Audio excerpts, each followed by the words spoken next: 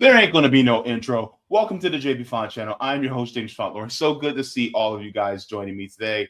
Welcome to all of you. Today is July 28th, 2026, and we are live. I apologize for the tardiness. I was getting things ready, and time flew by like the Roadrunner. So I apologize for that. But good to see all of you guys joining me here on this show today. We are going to be covering, this is going to be more of an abbreviated show. Why? Because JB is tired. JB is exhausted.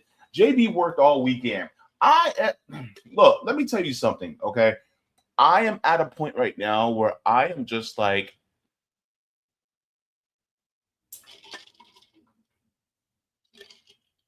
I want to get on a rocket ship and go to a different planet. That's what I want to do. You know what I mean? I don't want to be part of this system no more. I don't like this ride. You know, I feel like I was cheated. Like I was told when I was little, like all this stuff about adulthood was so great and so wonderful. I want my money back. Put me back to being 8 years old and just keep me there. Just 8 years old. Like that's a perfect area. Ain't got to worry about bills and stuff. You're kind of aware. You don't have the plague of puberty hitting you. It's just a nice baseline of understanding, right? 8 years old, maybe 9. I don't like this anymore. Being an adult is supposed to be, you know, interesting and fun and exciting and new and learning more new things, and it's supposed to be part of the human experience. And of course, you go through some difficulty in life, of course. But why do we have to go through difficulty that is exacerbated by systems that are created by greedy ass humans that actually don't want you to have other things? They just want to have it all. Anyway, welcome, guys. If you guys have not already, please go ahead and give a like to the stream. This helps me out very much. Also, if you guys have not already, you guys subscribe to my Substack at jaybefaunt.substack.com. Gives you email notifications whenever I go live, upload clips, or write any articles. Also, if you guys would like to, you guys can actually ask me a question. I give you a video response or react to a video that you guys find interesting on QBounty at qbounty.com/JBFaunt. Let's get to saying hello to all the people in the chat because I did not get to say hello to you guys yet. So let's get into the chat.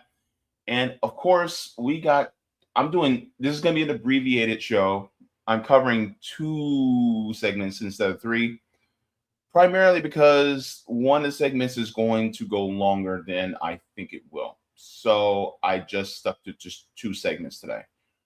The reason being also is I'm trying to make sure to end between 5 and 5:30. Why? Because I'm trying to be a responsible adult. And I got editing to do. And I'm not trying to be up late. All right? I don't like it. Me don't like it. And I know you guys work a lot and work very hard too, so I know exactly how you feel. Let's get into the comments, and we shall get into this right chump. We got Edward coming in saying, hey, JB, Kshama is being snubbed. Hope she beats Adam Smith. We're going to be talking about Kshama. And by the way, the K is silent, y'all. This is how many people do not pay attention to Kshama Sawant. The K in the front is silent. Okay?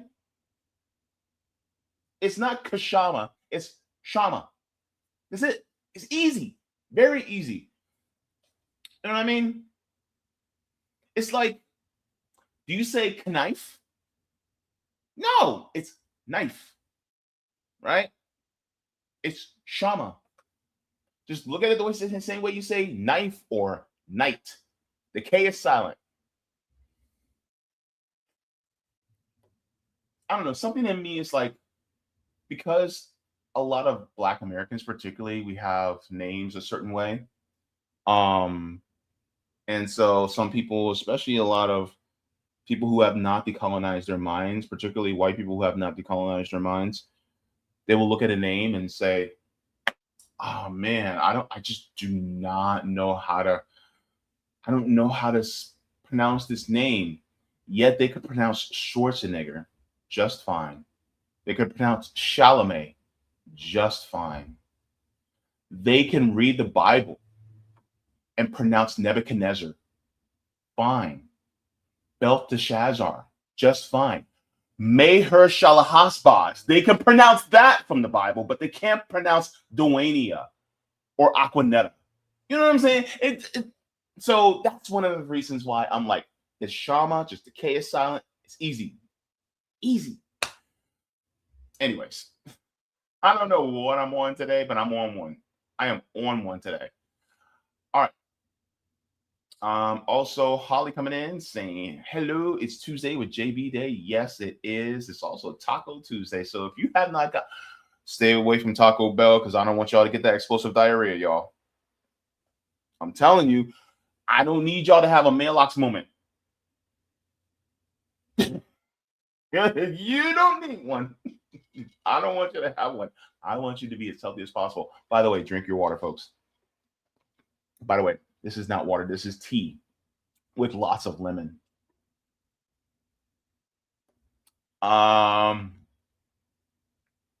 Also, Bryce. Good to see you, Bryce. Bryce says, good afternoon, JB and comrades. Good to see you in the chat, Bryce. Let me see. Roger says, I got a bone to pick with you, sir. You went an entire month without checking my direct messages. I've been sending you some bomb stuff.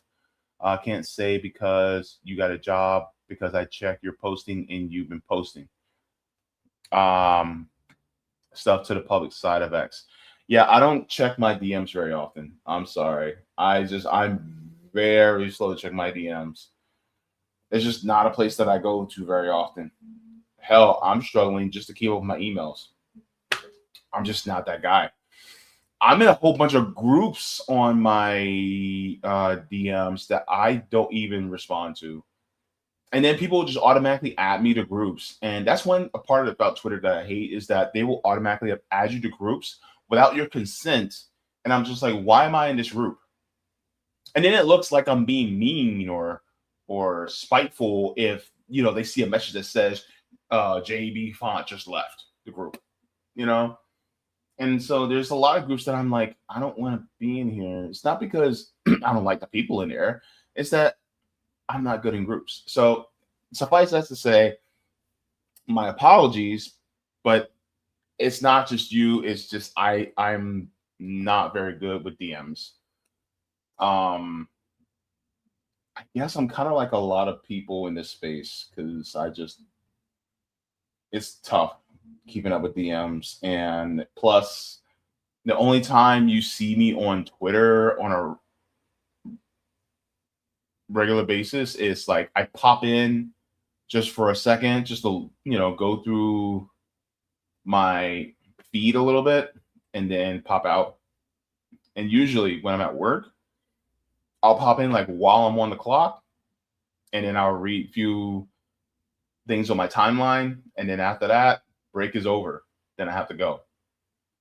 And then by the time I get home, I'm trying to eat dinner and, get some form of entertainment in before I fall asleep. It's a vicious cycle. It's just a rut almost. So I'm actually less on Twitter now than I was before I had a job. And even then I was bad at checking DMs. So I'm sorry about that.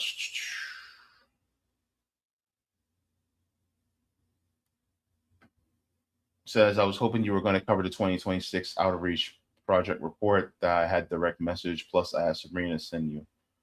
Well, you can just directly message me. You don't have to go through Savvy. Plus, she's not my secretary. I don't want her to feel like, you have to go through her to get to me. But if I can cover it next week. I could definitely cover it next week. That's actually really good that you're reminding me now because I would like to see the results. And I haven't even gotten to look at the results, to be honest with you. I've been like at work. So that's the part about having to work and operate a channel at the same time. It is a lot of work. This is technically like this is one of my jobs. And so that's one of the difficult parts about it is you know, between this, doing mutual aid whenever I can, and then work, and then just trying to find some time for me to relax. Man, this system really does a number on us. I'm not gonna lie, man. And I have to take my hat off to anybody who has kids, or if they're taking care of an ailing family member, or a disabled family member. That's a job, and that's a real job. Um, Meryl says, solidarity and love to you from a Green congressional candidate in Hartford, Connecticut. Oh, hi. Nice to meet you. Welcome from Hartford, Connecticut. All right. I had a friend that was from, was it Hartford? Yeah, I think I had a friend that was originally from Hartford. So good to see you. All right. Let me see. And then Jacqueline coming in saying, hey, JB, hey, everyone. Good to see you. All right.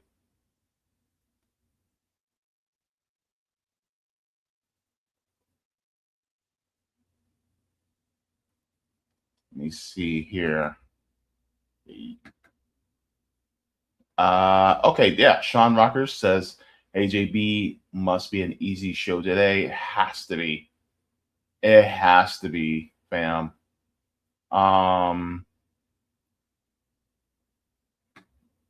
Roger says I only asked because you weren't checking your direct messages.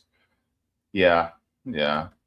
You can just go straight to me. I mean, if I haven't, then I'm sorry. It's just like I'm flooded with stuff. And then on top of that, I got 1, 2, 3, 4, 5, 6, 7. I think I got like 8 or 9 birthdays this month. My family. 8 or 9 birthdays just this month. Yeah, August. August is going to be busy. So, yeah, it's going to be a lot. So, let's get into the subjects that we're going to be getting into. Actually, you know what? First, I got something on my mind. Can we rap for a second just about something? And this is okay. I wasn't planning on talking about this, but it was just on my mind. Let me see if I can find it because it just irks my it grinds my gear. Um, yeah.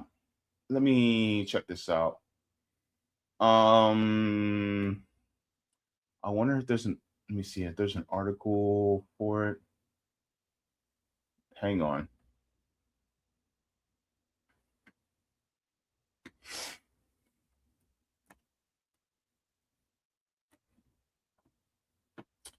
Yeah, let's get into this because I just this is really like irking me right now, and I need to talk to my people for a second. This was not planned. This was not planned for this show, but I need to wrap with y'all for a second. Let me share this with y'all, and then I will give my thoughts just in a second. Okay, Black people, Black Americans in particular, I need y'all to come to the front because I need to have a conversation with y'all, especially about this. Okay, because I've been seeing this conversation go on for too long, and this discussion and this debate has been it's basically a recycle of the same debates that we've been having for over a few decades now, and I'm getting tired of it. Let's get into this. So this is from AL.com. It says Alabama University bans bonnets and do-rags for upcoming school year and updated dress code.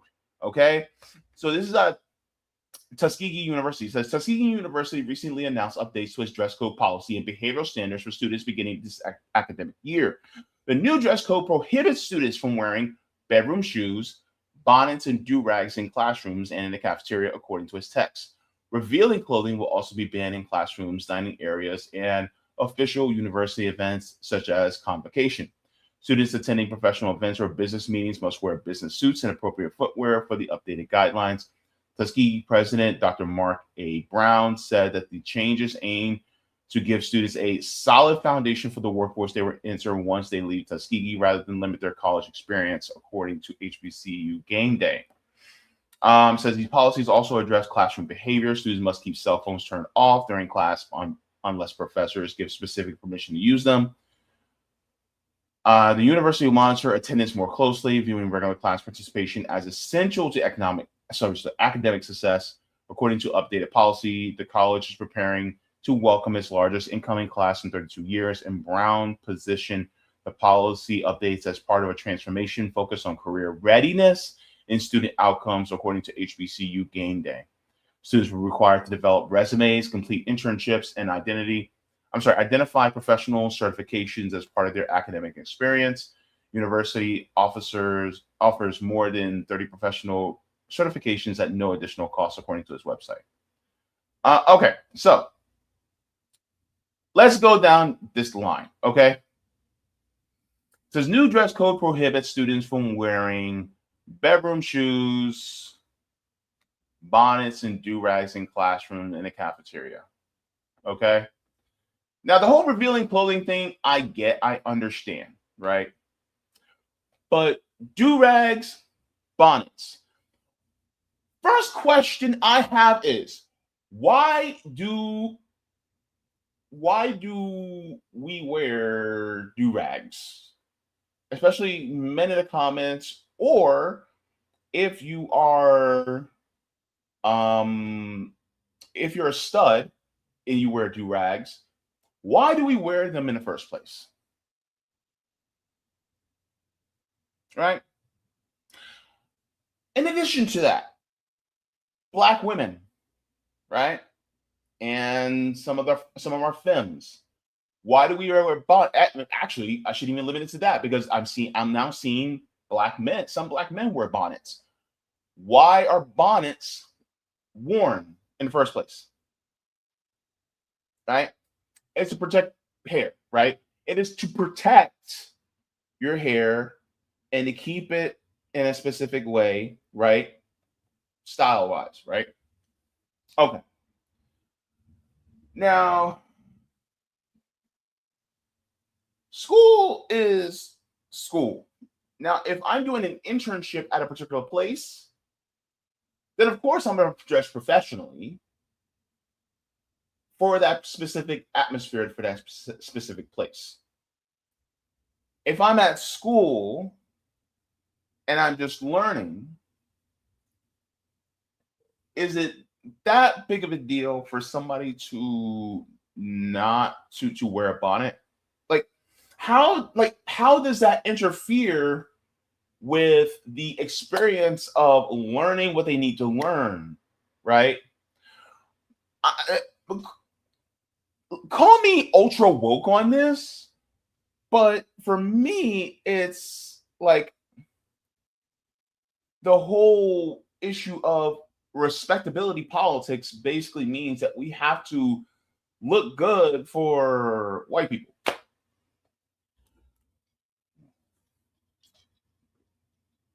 That's what it feels like. Like, you need to be presentable for white people, because we don't want them to think you're ghetto. But here's the thing, right?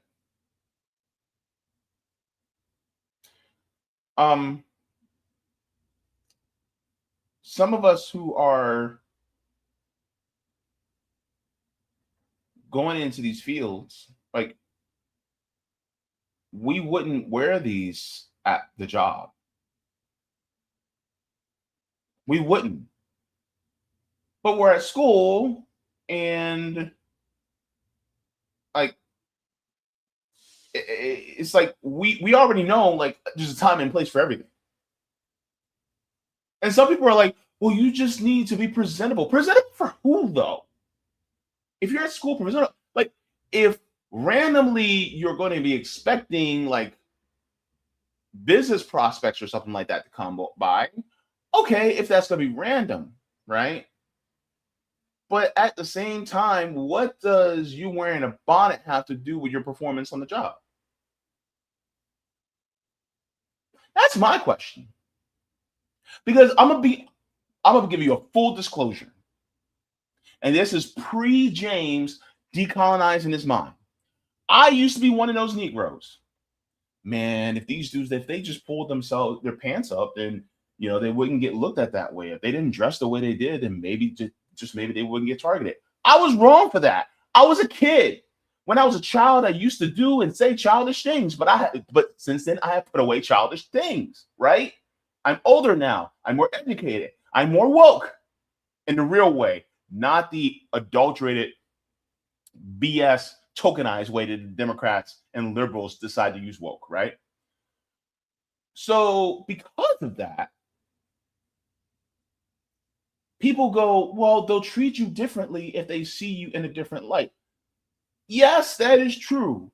But if you're talking about within the systems of white supremacy, our ancestors, and for me, it would be like parents, grandparents, and great-grandparents, they wore suits, dresses, tuxedos. I mean, they were dressed to the nine, and they still got water cannon shot on them. They still got dogs sicked on them. So respectability for who? And my thing is like, okay, so what about the job? What about do-rags and bonnets hinder you from doing the job? And then people go, well, it shows that you're willing to take care of yourself. Isn't that the goal of a do-rag and a bonnet? The goal of a do-rag or a bonnet is to make sure to protect your hair so that it is presentable when you need to be presentable. Now, I'm not saying they're coming out there in hair rollers, right? But if they're protecting their hair from the everyday rigors of school, so that when it does come time for them to get that job, they look clean and presentable. You know what I mean? Like, and it's kind of funny. I think it was it earlier this year or last year? I was looking at a news program, and there was a black woman, and she had braids, plaits. And I had to look for a second. I'm like, wait, she's wearing plaits and she's doing the news. She's anchoring at the desk. I was like, oh my gosh. Black women can now wear plaits and braids while doing the news. Some of you guys are not going to understand because you do not know this experience, and that's okay. That's what I'm here for. That's what people like Sabby Sabs is here for. That's why people like Nico House is here for, or Jamal Thomas, or Nick of RBN, or Rome of RBN, like or Brianna Joy Gray, like those of us who are like all who you listen to. That's why we're here. But here's the problem: we're still trying to fight to be accepted for who we are within the system that doesn't see our value.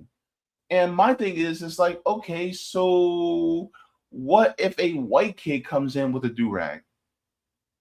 Because isn't just black students that go to HBCUs.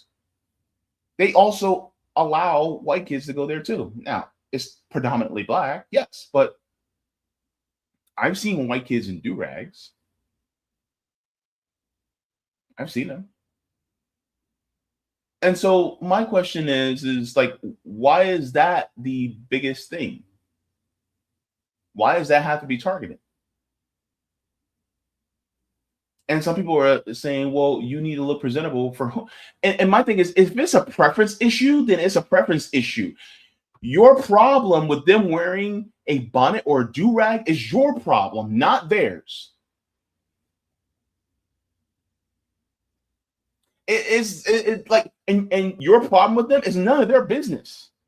Because if it's not hindering what they're doing, what is it then? Is it a distraction? Are there mirrors all over the bonnet that are reflecting the light and putting the light in the eyes of some of the students that are trying to learn in the lab? Like, Please tell me.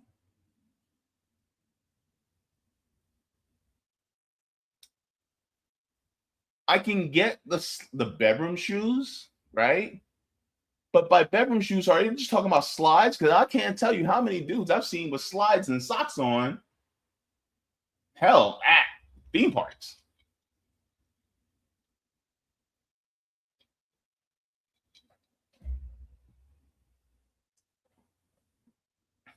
I mean, this is something. Am I wrong for thinking this way? It feels like it's trying to keep us within this realm of, well, you have to be this way because the system deems it this way, even though it does not have an effect or bearing on your performance. Question: does wearing a do-rag or a bonnet affect academic performance?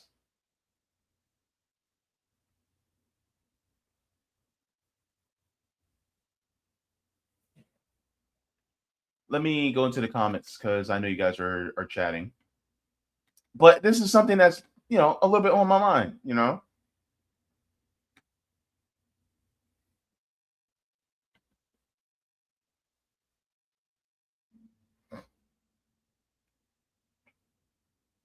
Mary Plopton says it's become fashionable for white women to wear bonnets on airplanes. Really?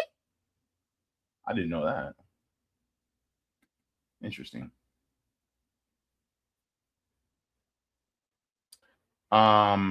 Edward says this is a problem I have with the right wing. The whole issue of dress codes is also a woke statement that they complain lefties will do. Marlo says, nah, it's BS for real. Everyone knows you don't show up to job, I guess you meant with the same stuff you wear to school. Exactly. Like when I go to job interviews, I put on a suit. You know what I mean? I don't know, man. It's just weird. Marlo continues, says, every university ever, all the kids in their pajamas. That is the internalized BS for Shali. Let's see here. Holly says, Kafias. I don't know. I don't know if that's banned or not. You know what I mean? Roger says it's more important for our community to build a system of job opportunities, career opportunities when we come out of apprenticeship programs in colleges before we concentrate on funding HBCUs. I mean, yeah, job opportunities, career opportunities, definitely. He said, otherwise, you are just training us to work in a white man's economy. That's called hustling backwards. I mean, you have a point there. I mean, it's just it just doesn't make any sense to me. Like, and I'm gonna be honest with you, right? Everything starts off. Um, Everything starts off in the black community. Like all trends within the United States, all the most popular trends and all the most popular cultural things that we have start off in the black community, right? Remember when twerking became a thing? That existed in the black community for a long time. And then some white women decided to start doing it. And then it became, oh, this is cool. Then they started doing exercise classes with it. Guaranteed, we're going to start having young white girls wearing baby hairs on their edges. Guaranteed. It's just a matter of time. You know what I mean? We already have the lingo and the slang and things like that. My thing is like it's just a matter of time before more white people start wearing protective styles and wearing bonnets and do rags. Like, you know, I don't know, man. Mary Poppins says it reminds me of some African and Caribbean schools banning afros, right? Now, it was the pull your pants up back in the day, right? You know, it was basically like you can't wear your pants sagging. Guess what? Sagging's still around. I remember dudes that dressed up, but they still sag, even though their pants were still, even though their shirts were tucked in their pants. Like they never even wore their pants up to their waist. So it's just something that I saw, and a lot of people are saying, well, you guys should still dress professionally at school anyway. And I'm like, yeah, professional for whom? It's a school, not a job. And they're like, well, if they're preparing you for the workplace, and I'm like, yeah, but people know how to dress in the workplace. Like these are kids in college. This isn't some school where people are just learning, that they are special needs, where they can't figure that out and they need assistance with it. No, this, yeah, they are average functioning young adults that know the difference between a time and a place for how they should dress. You know,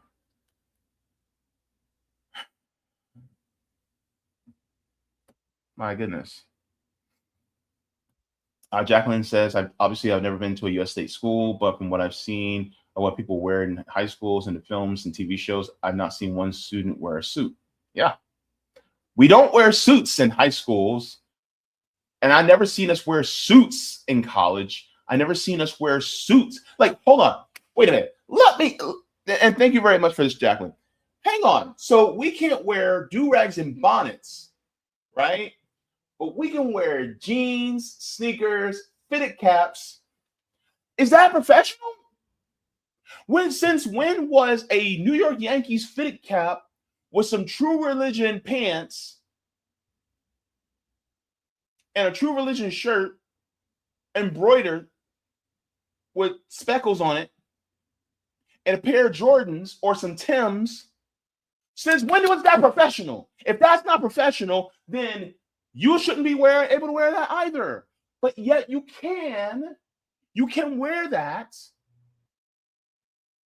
Oh, so a young black girl, she can't wear a bonnet, but she can wear leggings and maybe a overgrown shirt, right? With the picture of Aaliyah on the front and some sandals, but she can't have on a bonnet. But yet that's professional, or that's closer to professional than her wearing a bonnet. You see where it's incongruent. It doesn't make sense to me.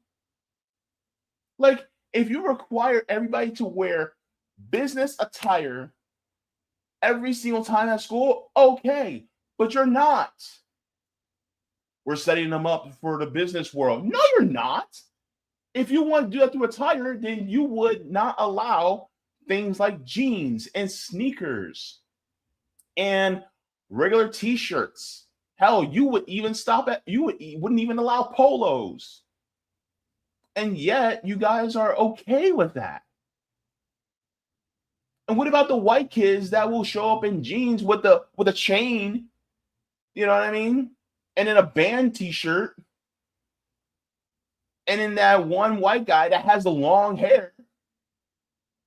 And yet you're gonna tell me that, oh well, he's okay. Whereas a young black man with locks and wearing a protective style, you know what I mean, with either a do-rag or a bonnet, he can't come to school like that. And you guys aren't forcing the white guy with long hair to cut his hair short and then wear a suit, bruh. See, that's my thing, right?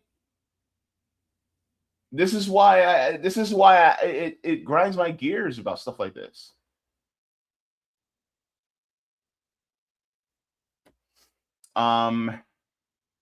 A jaded millennial says, I'd like to see some good news. You will see some good news a little bit later in the show.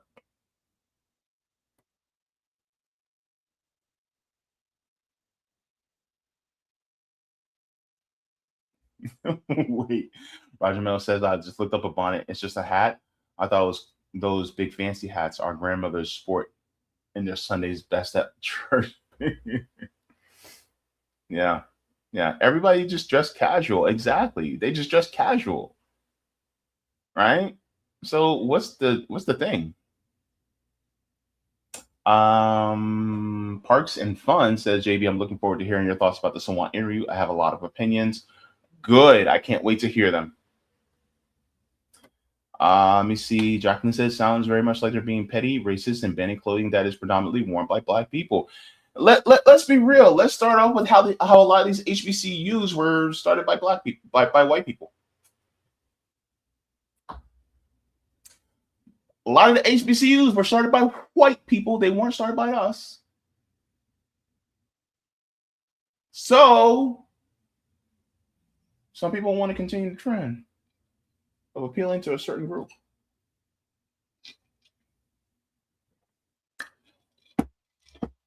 That's all I got to say. Now, let's get into the rest of the show. Thank you very much for, indulging me as I go through that little bit of a rant. But we're going to be talking about a couple of things. So later in the show, we're going to be talking about Kshama on breaking points. That was a show, baby. We're going to talk about the points that were made. I'm not going to be able to cover the entire thing, but I think you guys will end up really pleased with how Kshama actually performed. But first, we're going to talk about taxing data centers. And we're going to be talking about this good news that's in a positive direction. It's not something earth-shattering, but I want to make sure that we get into this because, of course, I don't just want to be doom and gloom on the show all the time. We have to talk about the good stuff that happens. So with that, I want you guys to listen as I talk about how we tax that ass or tax data.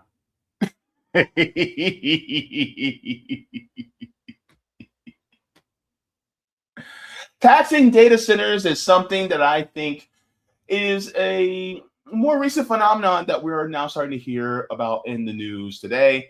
Look, I think that is a step in the right direction. Now, look, a lot of people are going to say, well, we hate data centers now. We don't like data centers because of what they're doing in the environment. Here's the thing. Data centers are a fact of life. Now, as long as you're watching videos on YouTube, Vimeo, Rumble, or Odyssey, or you're watching TikTok videos or Instagram, or you're using social media, you're using different websites. If you're online, you are using a data center.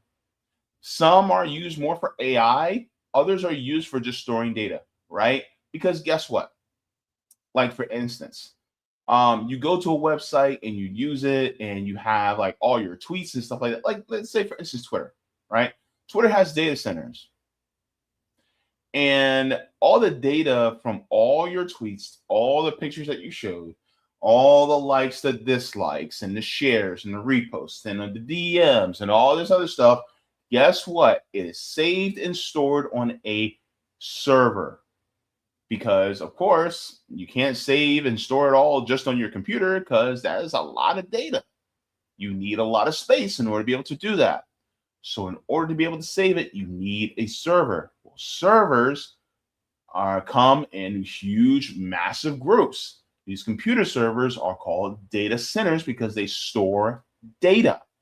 And so you need a lot of power and cooling in order to be able to operate this data, as well as a lot of energy. And so you're going to have to use data centers. You're using a data center right now. As you're watching me, as you're listening to my voice, you're using a data center. And so they're a fact of life, but they also should be controlled in a way that benefits us and our environment. Now, I will say this. I don't think it's being done enough to where we can lessen the impact, but I say this is a step in the right direction. So let's go ahead and take a look at this, and then we will get into the rest of this article. All right. So this is actually out of Good News Network. So it says tax breaks for data centers are ending with more states revoking them. This came out a couple of days ago. Let's take a look, see here. So as the AI infrastructure build out continues to meet headwinds from concerned citizens, 3 states recently signed laws ending what have been a largely standard practice of exempting data center operators from paying sales taxes. Tucked into a state budget passed on June 15th, Arizona Governor Katie Hobbs touted that data centers located in the state would now have to pay sales tax on the gobs of energy they use.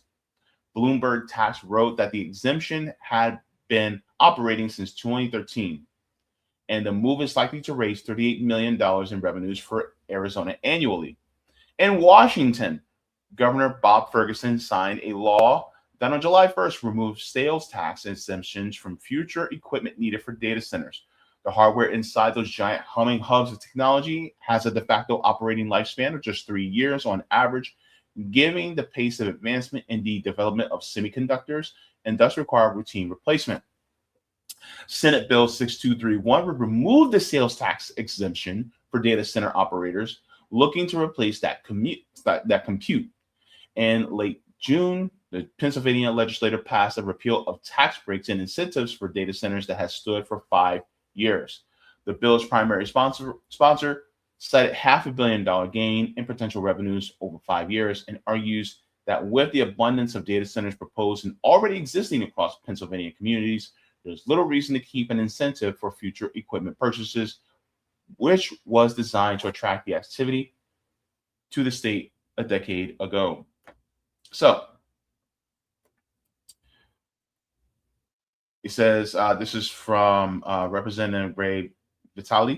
It says, we're giving these sales tax exemptions to companies like Amazon, Microsoft, and Alphabet. Alphabet, by the way, is the parent company of Google, which also owns YouTube. It says companies that have net incomes of excess of $100 billion a year.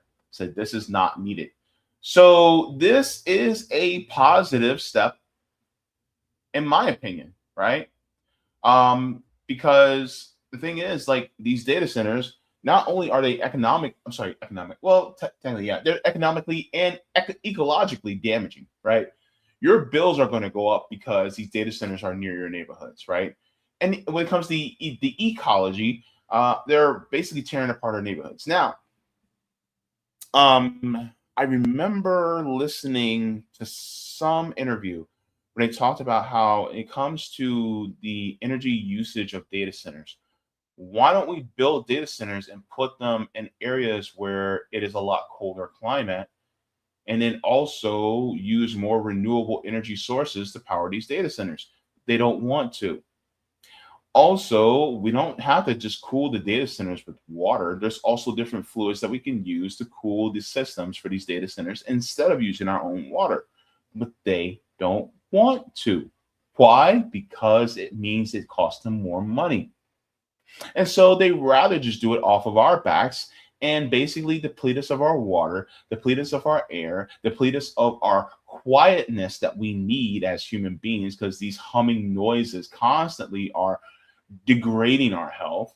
On top of that, they're causing our electric bills to go sky high. And so ultimately, these corporations really don't give a damn about us. And so that's why I say tax that ass, right?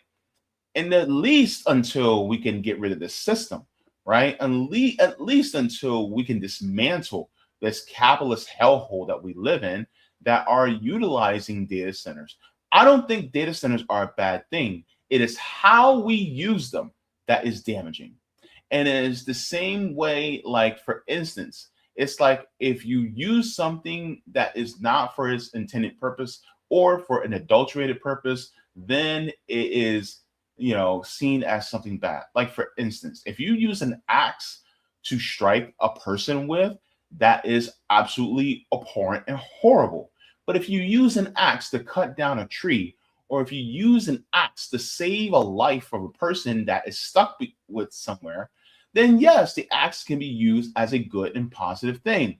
It's the same way with data centers. It could be used as a good tool for us to be able to expand our reach and our abilities as human beings. But the problem is that corporations want to make money, and they want to put profit in front of the lives of people and profit in front of our environments, before our environments. That being said, that's why a lot of people have a disdain towards data centers. And in doing so, I want to share this with you guys as well, because data centers are becoming largely unpopular. A lot of people say we don't like data centers and we don't want data centers around.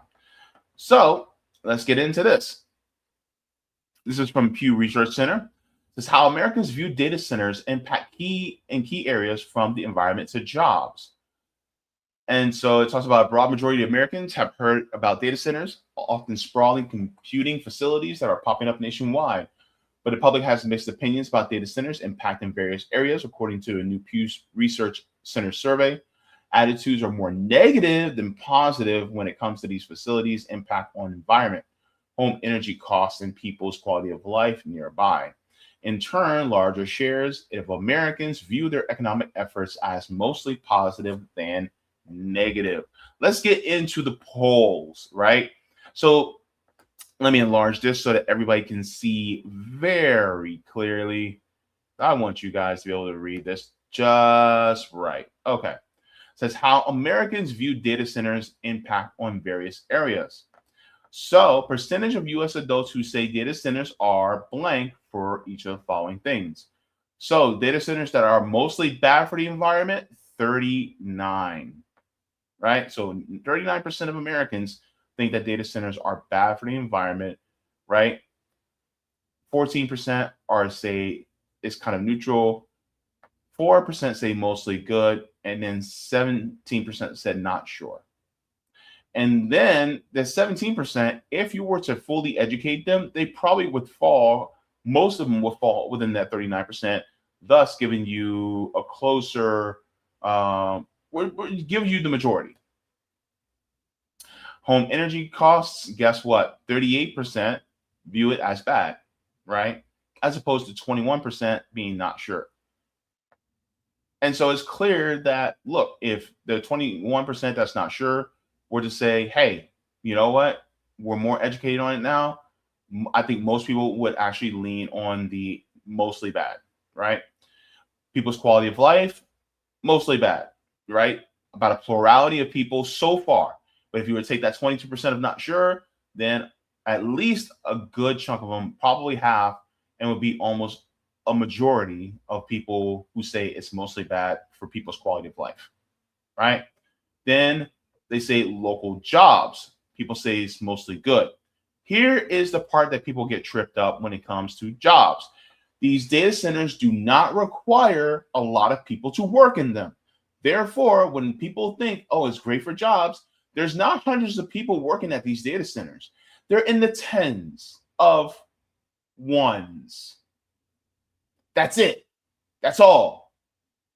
I mean, maybe 60 people at most work in those data centers, because it's mostly just monitoring and making sure that these servers are working as intended.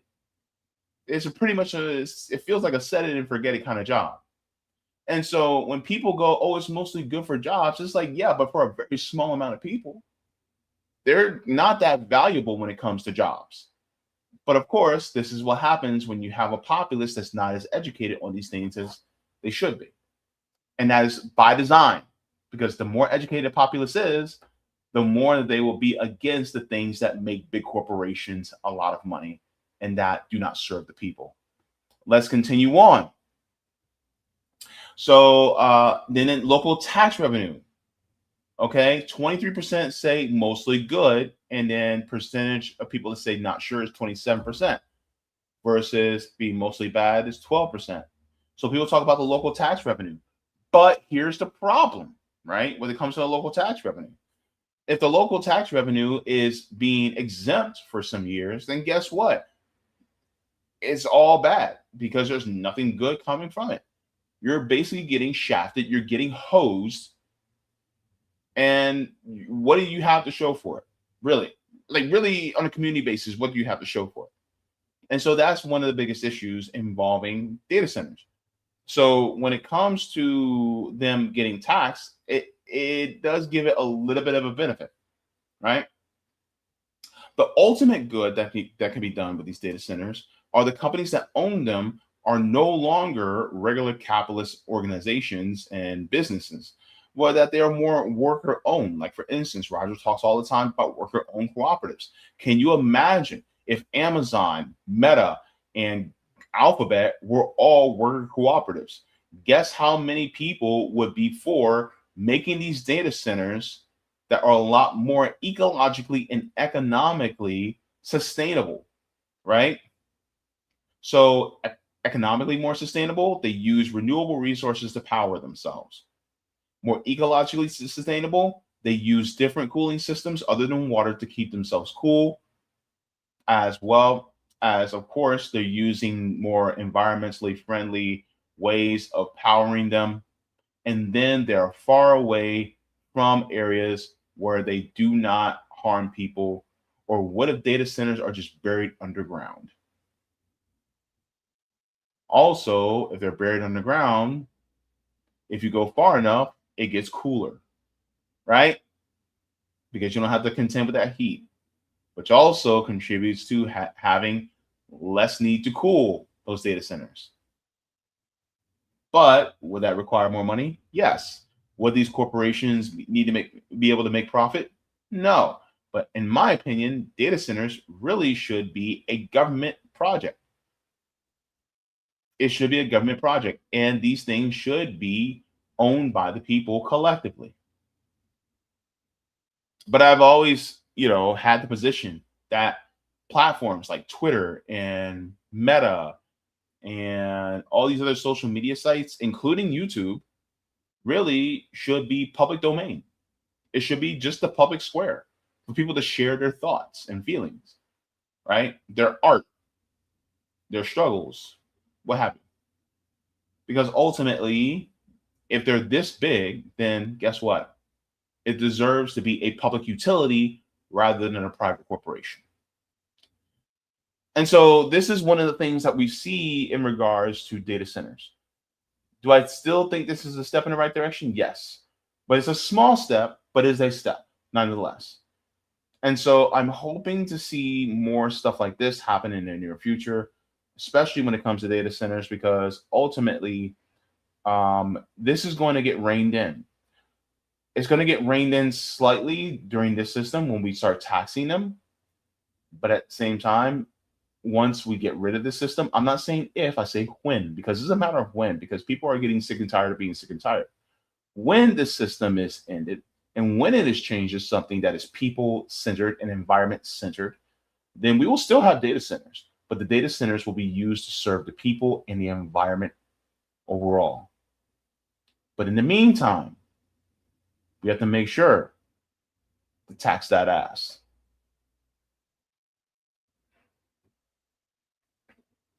All right, guys, go ahead and give a like to the stream. Thank you so very much for that. Give me your thoughts about that, especially about the data centers. And before we get into the comments, I am going to give a thank you and a shout out to the patrons on Patreon, because guess what? Without you guys, this channel does not exist. I would not be able to do this on a regular basis. So thank you so very much. Here are the tiers so you guys know what is what. So we have Mega Jaybefaunters, Super Duper Jaybefaunters, Super Jaybefaunters, and Jaybefaunters. Then we also have Comrade, Solidarity, and JB members. And shout out to all the new members: Ralph Gardner, Nilsa, Crispy Bar, Free Palestine, absolutely, And then Sila Borikin Libre. Thank you so very much for becoming patrons on Patreon. You guys keep the lights on over here. Deeply appreciate it from every single one of you, from the top and bottom of my heart. All right, guys. So we're going to go into the chats, and then we're going to be covering the big one, the big story. So I'm going to check on, let me see if we have any Rumble rants, and then we shall get into the YouTube chat. Okay, looks like we're good there for Rumble rants. Let's get into the rest of the YouTube chat. Oh, let me check to see if we have any gifted subs on Kick. By the way, I am so glad I went to iced tea today, because it is too hot to be drinking hot tea, especially at this time of day. No. All right.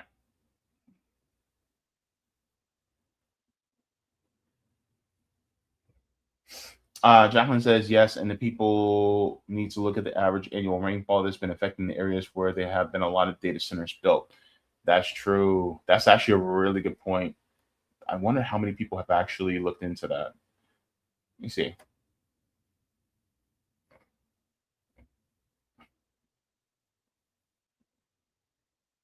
Edward says data centers are bad for the environment, consumes a lot of energy to keep them running, and they want to put them in poor working class areas. Yeah, absolutely. Mm-hmm. Skylar coming in saying, good afternoon, JB. Good afternoon, everyone. Good afternoon to you, Skylar. All right.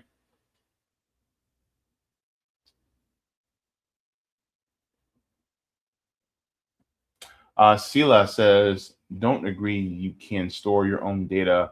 That taxing will change what we need. These blood-sucking corporations need to be regulated out of business to be remade to be less profit center, eco-conscious.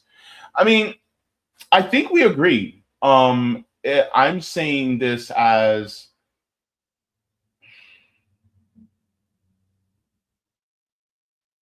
we're in a 500-degree oven, and the oven has just been dropped down to 475. Like, we're still cooked. I'm just saying. It's just the heat is not as hot, but we're still cooked. You know what I mean? And the only way to really to stop it is really the only real way to stop that oven and smash the bits so that we can get out of it is really to completely change the system. I agree with you. I'm just saying that this is basically, yeah, it's nice that they actually turn the heat down just a little bit. And that's basically what I'm saying. I hope I didn't I hope I wasn't sounding like I was making the point that we should just focus just on taxing them. You know what I mean? I hope that's not what it sounded like. Andrea says they steered the conversation away from her candidacy. Oh, I'm going to start that. We're going to return back to that. All right. Jess says, hello, beautiful people. James, I'm late, but watching the intro, and you're already cooking and cracking me up. Have a great day, loved ones. Yeah, thank you so very much, Jess. Appreciate it.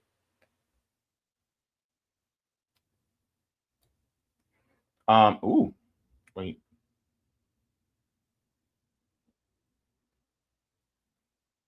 Let me see. Eggs D says, you mean like what China's already doing? Yeah, for the most part. They're doing some pretty smart things over there. They have stuff that they still need to work on too, but they're doing things in a way smarter and better for their people than us here. Skylar says, shaking my head, corporate welfare queens. Yeah. Mm-hmm. Let me start that for later. Hang on. Okay. Thank you for this one, Roger. Thank you for the super chat. He says, yes, quite, but specifically Zios. Yeah. Jay started Freeman into oh yeah. Oh, you mean the HBCUs said Jay started Freeman Institution. That's how they were able to co-op to our community. Yeah. To embrace is real since Reconstruction. Oh, I'm gonna have to do my research, but if what you say is true, then that is a bit of a stain. Also, that's a bit of a stain as well on HBCUs. Thank you very much for that, Roger. Appreciate it. Yeah. Parks and Fun says I am shocked that AI centers don't require many people to work them. Yeah, no, they don't. They don't require a lot.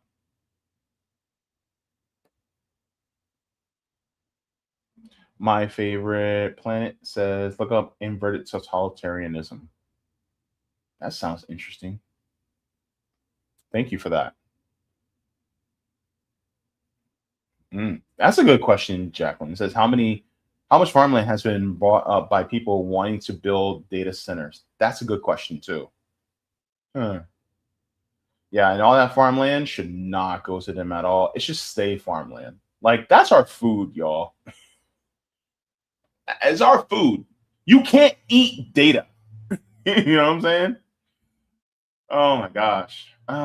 Black Unit Griffin says, "Hey," sound like Miles Morales. Hey. If you watch Spider-Man Into the Spider-Verse, you'll know. Scott says his kick's similar to Twitch. I think there's a lot of right-wing people on there, just like Rumble. But I'm like, let me at least put one left-wing voice on there. So, and also, I'm trying to diversify my portfolio, so to speak, by being on multiple platforms. Because look, YouTube can cancel me tomorrow, and where will I be? You know what I mean? That's why I gotta keep my options open. Roger says, "Thank you so much for this super chat." He says, "For things that are not in high demand, I don't believe in taxing bad behavior, but banning them altogether. That includes stock buybacks." I like the way you wrote that. You trying to be economical with these sentences. Stock buybacks. Oh my gosh. Oh, Roger, you the gift that keeps on giving. But yeah, that's true. Stuff like that, it should absolutely be banned. You know, I don't disagree with you at all on that one. Definitely. Um, Sela says they have always been a government program. We paid for every aspect for this data bank research and creation. What do you think the tax credits and land use waiver come from? Taxpayer pockets. Exactly. Yeah. Yeah. It comes from us. Roger says, why depend on allowing bad behavior to fund social safety net? That's also a really good point. That's also a really good point. Um,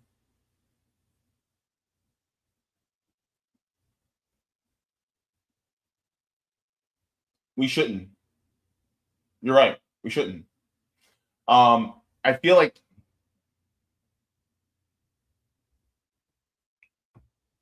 we really shouldn't be ceding any ground to them.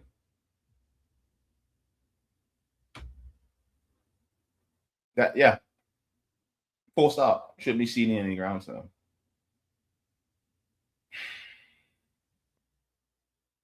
It's good news, but it's crumbs. You know.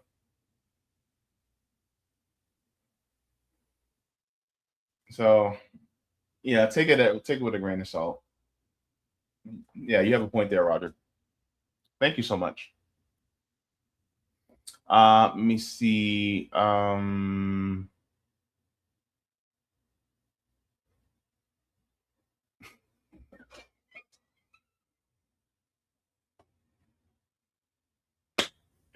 Scholar said we're allowing data centers to destroy our environment for what? So weirdos on Twitter can ask Rock for new photos of their favorite celebrities.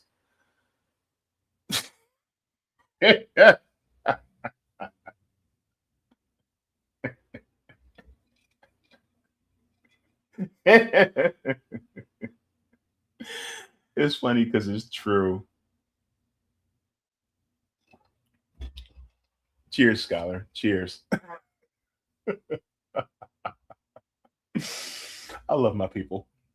Parks and Fun says worth also mentioning that Democratic incumbents losing their seats because their positions on data centers, not just Izzy. Okay. Anon user said, what? Roger's performance, I think he's stinky. What in the world? I don't know. In my brain, Roger doesn't stink at all. In my head, I smell either Old Spice or, oh my god, what's that? What's that cologne? That black men used to wear back in the day. Um, Brute. Roger, you still wear Brute cologne? If you know, you know. Now, I think he's freshly showered and he's also wearing Brute. Mm-hmm. That's what I think.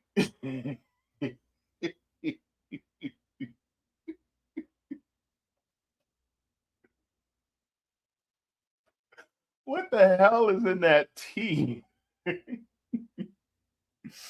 See? The apple don't fall far from the tree. My dad was Old Spice. Oh man, my dad used to have a Jerry curl, so just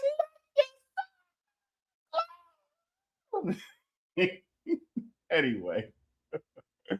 Let's get into the final segment that we're going to get into, guys. I'm just trying to have fun. I don't want this to be too much of a downer of a show because hey, sometimes we got to have fun, man. We got to talk, about the serious stuff, but at the same time, we also have to play around too. Like I always say, joy is revolutionary. We got to have fun in the process of decolonizing our minds and growing and being better. So let's get into this here. Okay, so of course, we talked about data centers and how we're taxing data centers, but now we're going to be getting to Kshama Sawant on breaking points.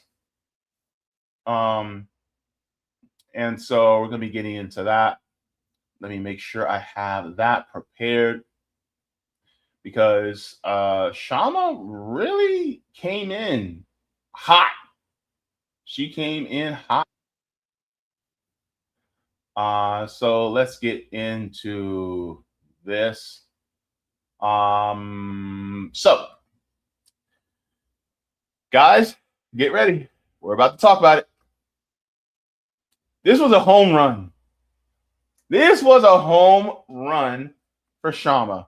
That's why I'm smirking right now. They got me smirking because I'm like, hey, she has some really good points in there.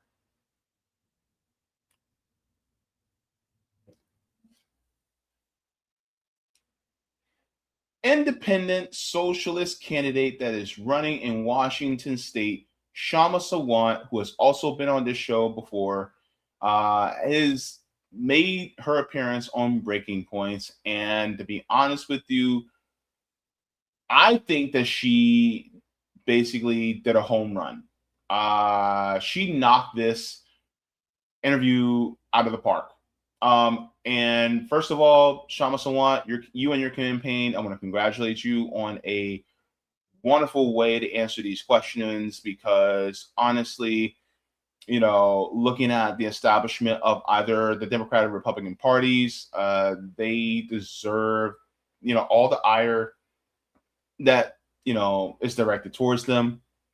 Of course, we're not going to shy away from some of the good things that have been done by some, right? Of course, we're going to say, yes, it's good.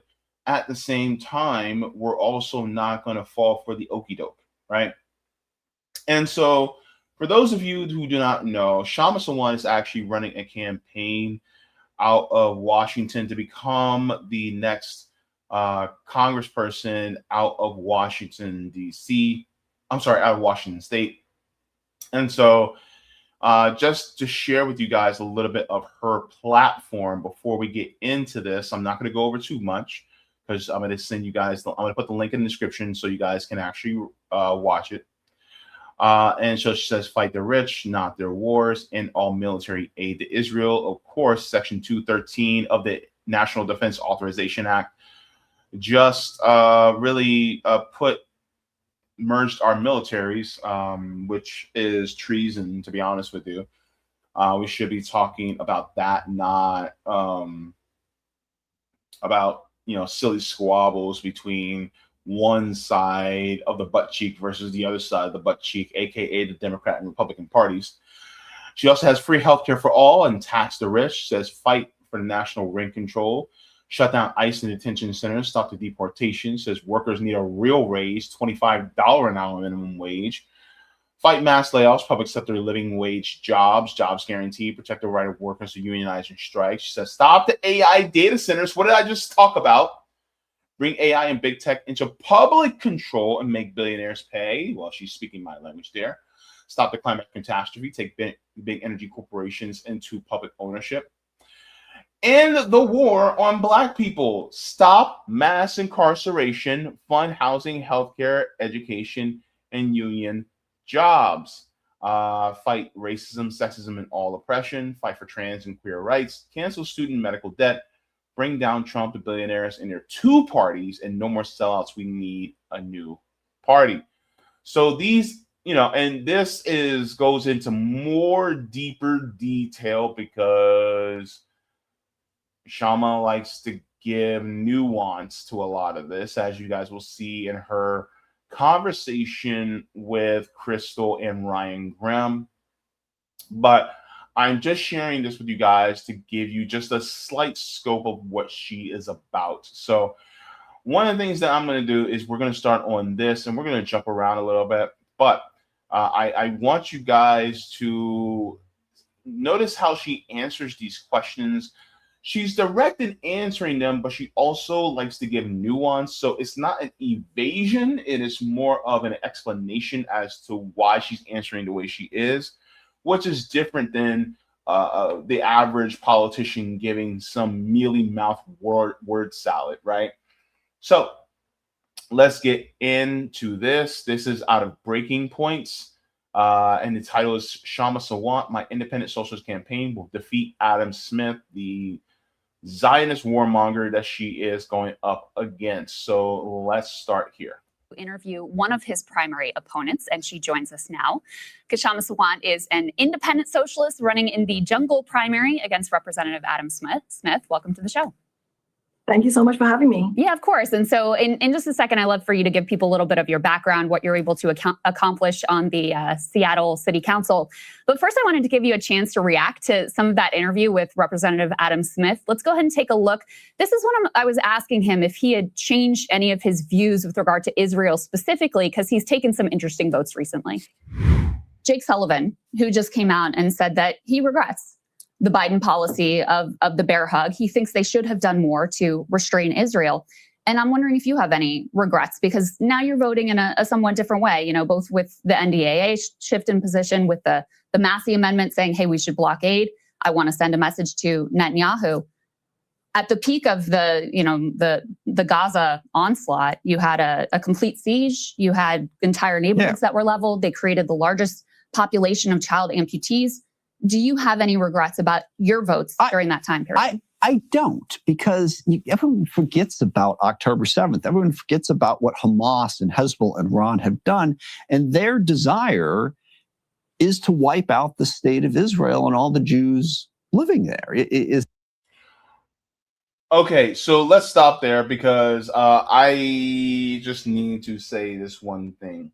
So basically, he does not regret the hundreds of thousands, if not maybe close to 1 million people that have been slaughtered in a genocide in Gaza. So this is Adam Smith. They will always make excuses for the slaughtering of people. Mind you, the amount of people that died on October 7th that were Zionists were 1,200 people. There have been more than 100 times that many people that have died since October 7th in Gaza. Palestinians, Jewish Palestinians, Christian Palestinians, Muslim Palestinians, atheist Palestinians, right?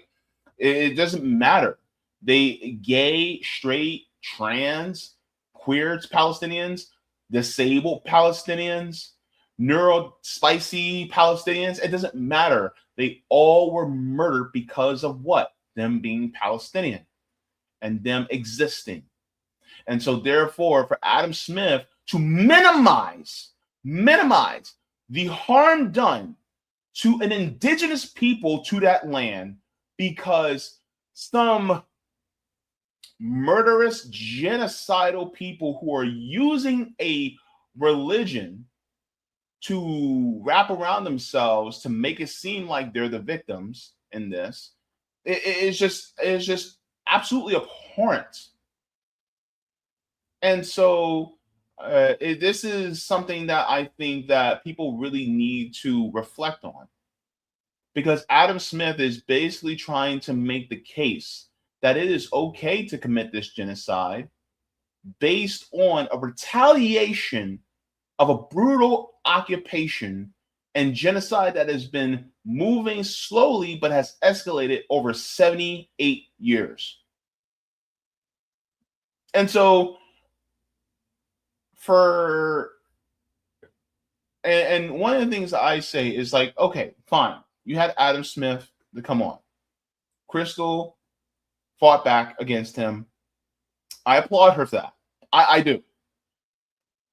Now it's time to see the difference, because now you talk to Adam Smith. Now it's time to talk to Kshama. Now, I want you guys to observe what Kshama says in regards to this. Kshama basically fillets him like a catfish. She dusts him in some cornmeal and fries him. And then paired it with some sliced white bread and a little bit of hot sauce. Let's take a look. Let's finish this up. That not, I mean, that's in Hamas's charter, and Hamas is still extent. They're still doing that. No, I don't like the way Israel decided to defend themselves, but the solution being proposed is, and this is the consequence of what you're saying is, sorry, we had this idea back in 1948. We were going to give you a state, and that way you could protect yourself against all these attacks. Didn't work out, so... So just so people know, the way that things work in Washington is kind of similar to California. Everybody, regardless of their political party, runs in this jungle primary, and then the top two move on to the general election in the fall. I'm curious, Kshama, what did you think of that response? And what did you take from that interview in general from Representative Smith?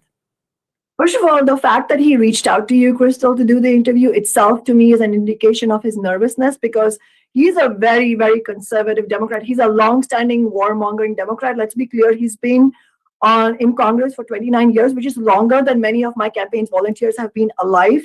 And he is one of the 5 remaining House Democrats who voted for the war on Iraq. And he has the blood of 1 million Iraqis on his hands. He's voted for tens of billions of dollars for genocide in Gaza. And it's really telling that when you asked him, do you have any regrets? He says he has no regrets. And throughout the show, he was on your show for 45 minutes. He absolutely erased the Palestinian people, absolutely erased them. He refused to acknowledge the apartheid state that they're living in.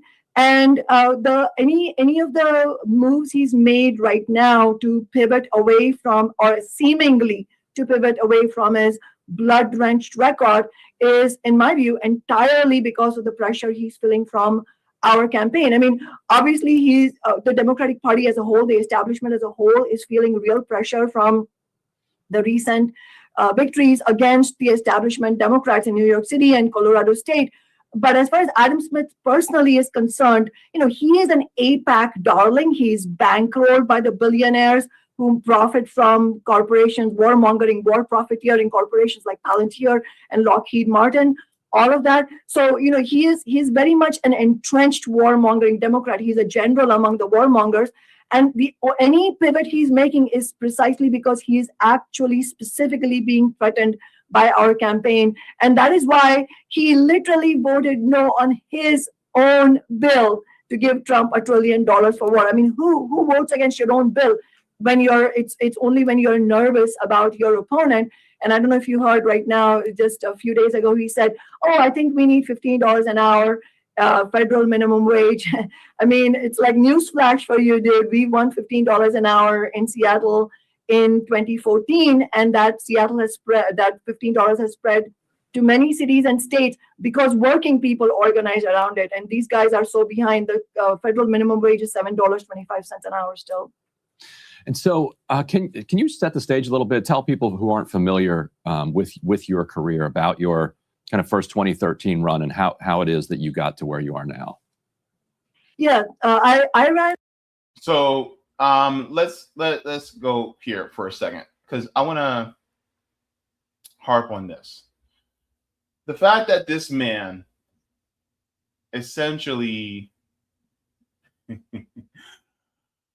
voted against his own bill, that tells me a lot. Especially because when you know politically you're dead meat, you're in danger, your goose is cooked, and you go against your own bill, it's because you knew it was wrong and you knew that the people wouldn't like it, but you were just trying to pass it through anyway. That tells me how corrupt you really are.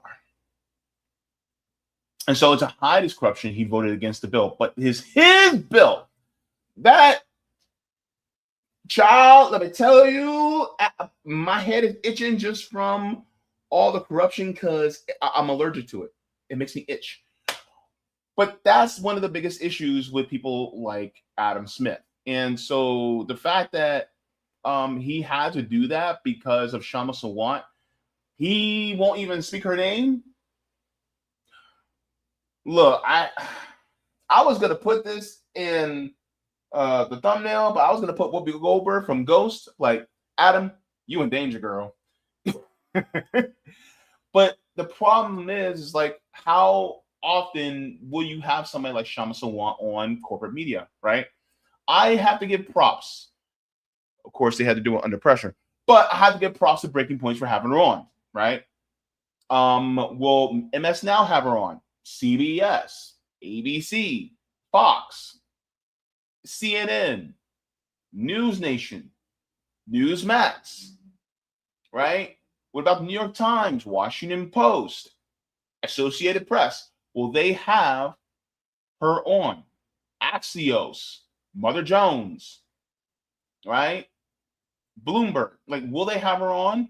I highly doubt it because she's speaking a language that scares the people at the top.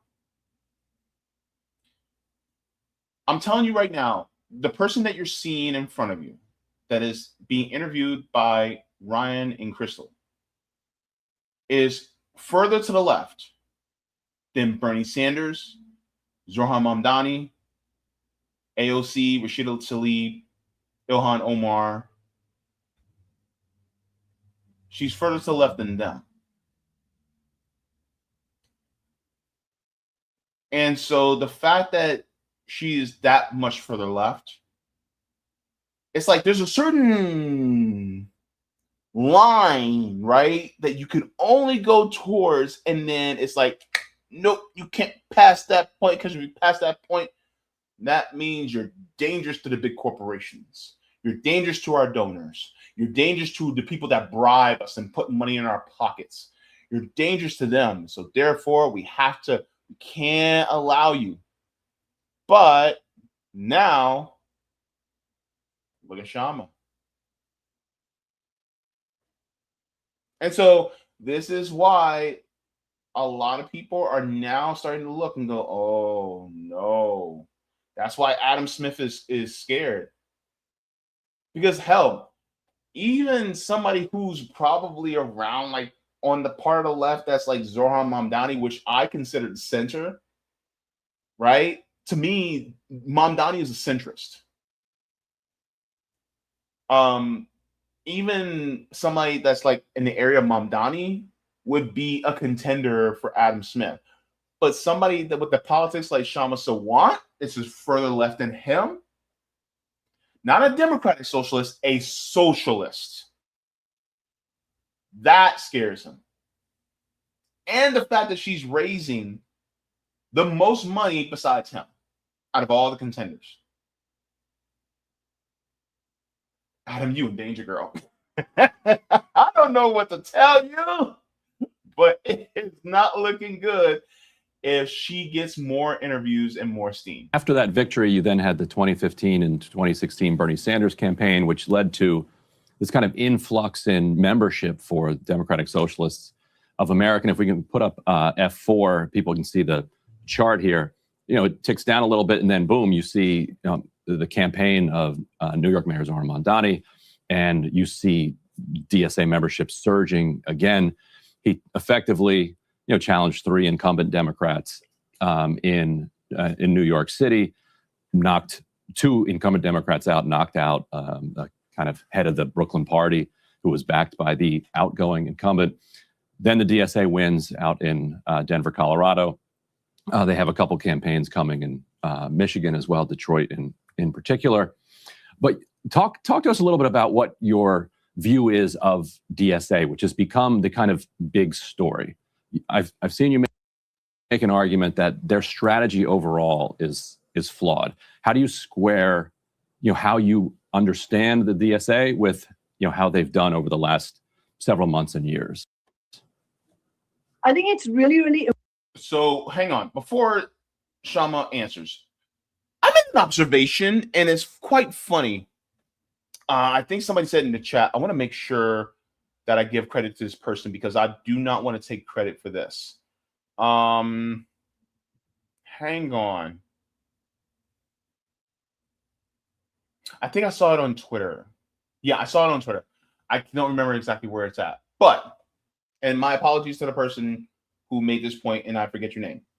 But it's funny how instead of going straight to her website and talking about the policy positions that she has, Ryan, you went straight to her critiques of DSA instead of going to her policy positions.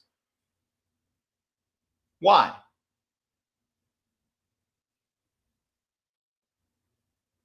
Why go that direction?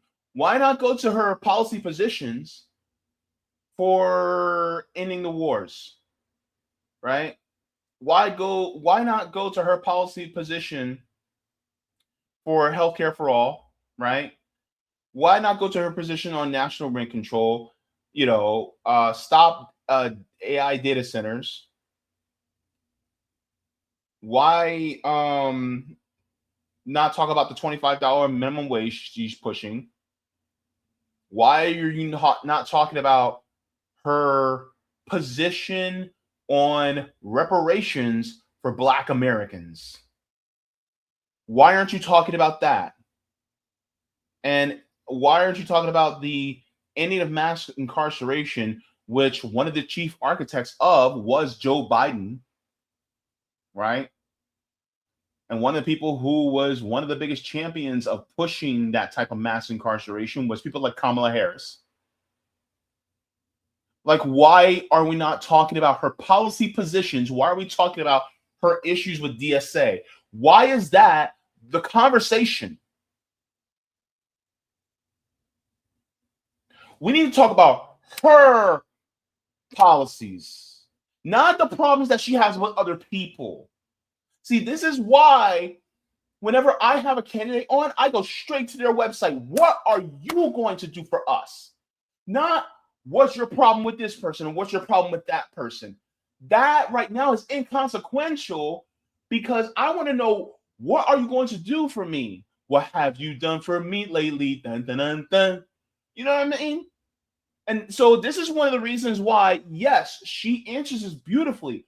But my problem is that you should be focusing on the policies that she has actually put forth.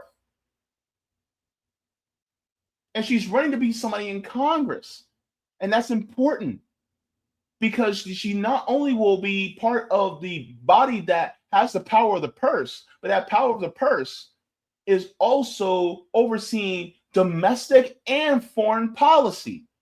So we need to be asking questions about that, not just about how do you feel about DSA? How do you feel about Zohran Mamdani? blah, blah, blah. And then that takes up the entire 45 minutes of the conversation instead of the policies that would actually help working class people, as well as the different marginalized groups that are within her constituency. That's one of my biggest issues. Now, I do applaud you guys for having her on, but let's go straight to her policy positions. And if you see something that is incongruent, or if you see something that is not working, or that doesn't seem viable, then put a touchstone to it. Critique it. Challenge her on it. Push back on it. But by God, you guys got to actually talk about her policies. Because she already talked about her opponent, Adam Smith. All right, her opponent's Adam Smith. We talked about Adam. Now let's talk about her policies. She's not running against Mamdani. She's not running against DSA. She's running against Adam Smith. You see, am I crazy here? Am I, you know what I mean? Am I wrong? Because it feels like these questions are like almost as if, why are you getting in the way of the Democrat?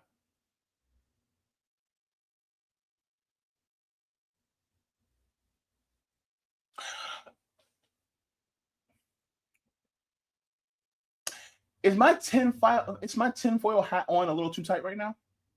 Please let me know in the comments. And that's all right. Let me let Kshama respond. Important what's happening. I agree with you. These are historic defeats of entrenched Democrats like Adriano Espaillat and Diana DeGette, in New York City and Colorado, respectively. I mean, these were seemingly invincible Democrats, incumbents, and they were defeated. And it is a decisive repudiation of the Zionist agenda, of the pro-billionaire agenda that the Democratic establishment subscribes to. And it's really crucial because it is in the context of the Democratic and Republican parties, in my view, and this is part of the difference of strategy and also analysis that I have from some of the DSA leadership, which is that, in my view, the Democratic and Republican parties both are together are the two most powerful parties of global capitalism. And but the recent primary victories of the Democratic Socialists of America shows that, first of all, that tens of millions of working class people in the United States are angry. They are really angry at the status quo. They're angry about the genocide in Gaza, about the forever wars. And many of the people who voted for Trump are also angry because, remember, Trump ran on the agenda of ending the wars, and now he's become the warmonger in chief. And so there is huge anger in society. And so it's not a coincidence that you have Trump having very low approval ratings, but so do the Democratic and Republican parties. And in this context, the opposition to the establishment's agenda is winning victories. And so it is a confirmation of the dramatic shift in consciousness. I think all of that needs to then be translated into actual outcomes. And this is where, just to explain, my metric of success is not whether I win the election. Obviously, I have won 4 elections. So, and it was only because I won my first election, first of all, that we won $15 an hour, because at that time, the overwhelming majority of the labor leadership was opposed to 15. They were forced to get on board because of my election victory and because the majority of union members and non-unionized workers were excited about 15 and wanted to fight for it. And the labor leadership would have been exposed at that time if they didn't support it. So, in that sense, election victories are absolutely crucial. But in my view, election victories are not an end in themselves. It's a vehicle. Winning an office, in my view, is a vehicle to build mass movements. Mm-hmm. And so the concrete questions will be some similar questions that were raised when AOC was first elected and the original squad members were elected. What will you do with that elected office? And so concretely, the immediate question that will be faced, especially, if the Democrats win the House, is will you vote for Hakeem Jeffries or some other genocidal Democrat as the Speaker of the House? And that concrete question will translate into either there will be pitch battle inside the Democratic Party, mm-hmm. or there won't be. And so the new Congress members will be schooled into accepting. And already we have seen Mamdani and AOC endorse Hakeem Jeffries. So that's the kind of concrete question I'm talking about. And I'm running as an independent, of course, and I'm happy to, if elected, I would be happy to work with the Democrats who want to fight alongside me for the working class people. But I'm just saying that the questions will be posed concretely, like that question about Hakeem Jeffries. So how do you? Okay, so one of the points that she brought up here was that the running for office is not necessarily the end-all be-all. It is to start the movement. For those of you who have been watching my channel for some time now, you guys know that when I talk about electoral politics and I use my platform to highlight people, particularly who are outside of duopoly, it is also for the informed purpose of people being introduced to policies that they may have never heard before. And these policies we're saying is, if we don't get this at all in this system, that means we have to fight for it in a brand new system that we create ourselves. But this is really to give somebody a taste so that they can say, hey, this is possible. Let's fight for it. Either we can do it. I think we should do it, on the ground and changing the system. But also, if we can get a win electorally, just to soften the effects on the working class, okay, fine. But ultimately, we're going to get it one way or another. You see what I mean? And so Kshama's basically saying, like, look, if I get elected, there has to be a movement on top of it. Nobody goes to sleep if I get elected. Remember that part in Bad Girls Club with Tanisha goes, I ain't getting no sleep because of y'all. Y'all ain't getting no sleep because of me. Right? Remember that? Nobody sleeps. Break time is over. Brunch is over. Nothing. No brunch. No, it's time to work because we got to end this system. And if I'm in office, then hell, guess what? I'm going to be working to help dismantle it from the inside. Tear things apart. And it's kind of interesting because as I'm watching this, Kshama Sawant is basically the type of candidate that Cenk Uygur and Kyle Kulinski were trying to get for Justice Democrats. The only difference is Shama's not a Democrat. You need somebody that's going to run far to the left in order to be able to get somebody that Cenk Uygur and Kyle Kulinski would dream of. But they never wanted to go that far left. Why? Because they were nervous. They were scared. They didn't want to go that far. They didn't want to change the system. They're reformists. But now you see Kshama and you're like, oh my God. And you know what the crazy part is? I'm further left than Kshama. Can you imagine somebody that's around my area of the left?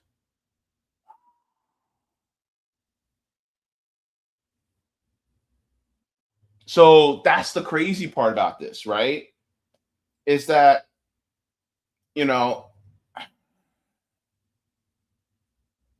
it's not just about using electoral politics as the end-all be-all. It is the stepping stone to dismantle the system in order to get ourselves further. And the thing is, it's like, okay, so she's going to be taking down some blocks over there, right? Which will help us. But at the same time, the real work is the real work on the ground and building dual power and doing mutual aid and all these different things, dismantling systems from the outside. And so that's one of the biggest points, right? I think that's what she's hinting at. Not even hinting, she's really saying it out loud. You think that Zoran is doing? Because, just for myself, I see his victory in the New York City mayoral primary against the Cuomo machine and with all of the establishment Democrats either actively endorsing Cuomo, trying to undermine him, et cetera. I see that as one of the most consequential developments for the broad left in my lifetime, and specifically for socialists in my lifetime. I think we see that with the way he was able to use his political capital to get some of his allies elected, both at the federal and at the state level. And then to your question of, okay, well, is he delivering the goods? in terms of his core campaign promises, he really is. The rent is being frozen. The buses are getting faster. He was able to cut a deal in order to expand free childcare. So he's working on the grocery stores. So he has been delivering in terms of what his campaign promises are. If we could put F2 up on the screen, I know you've been very critical of him in the past, and I wonder if you still feel this way. You said previously you thought he was caving to the Democratic Party's pro-billion. Let's read it, right? Kshama Sawant says, all this shows, again, how the main role performed by politicians who get elected as so-called progressive performers is not going to fight like hell for working and poor people, but instead give cover to the billionaire class and their representatives. Mamdani should be building on historic momentum from the recent election, which was the decisive repudiation of Trump. He should be organizing his 100,000 campaign volunteers to go to war for the things he campaigned on, like free transit and childcare by taxing the rich. Instead, Mamdani is caving to the Democratic Party's pro-billionaire agenda. We've seen the show before, most recently with AOC, Bernie Sanders, and so-called squad. This is a total dead end. We need a new party of, by, and for the working class, and we need a new independent fighting campaigns to help build the groundwork for such a new party. That's why I'm running as an independent revolutionary socialist against the genocidal billionaire-backed Democrat Adam Smith. If you agree with me that instead of more sellouts, we need to wage class war back against the billionaires and both their genocidal political parties, then join my campaign and donate and sign up at volunteer@kshamasawant.org. Okay, let's continue on because I want to make sure that we read it just so that we don't have any mischaracterization. Agenda. You insinuated he was a sellout.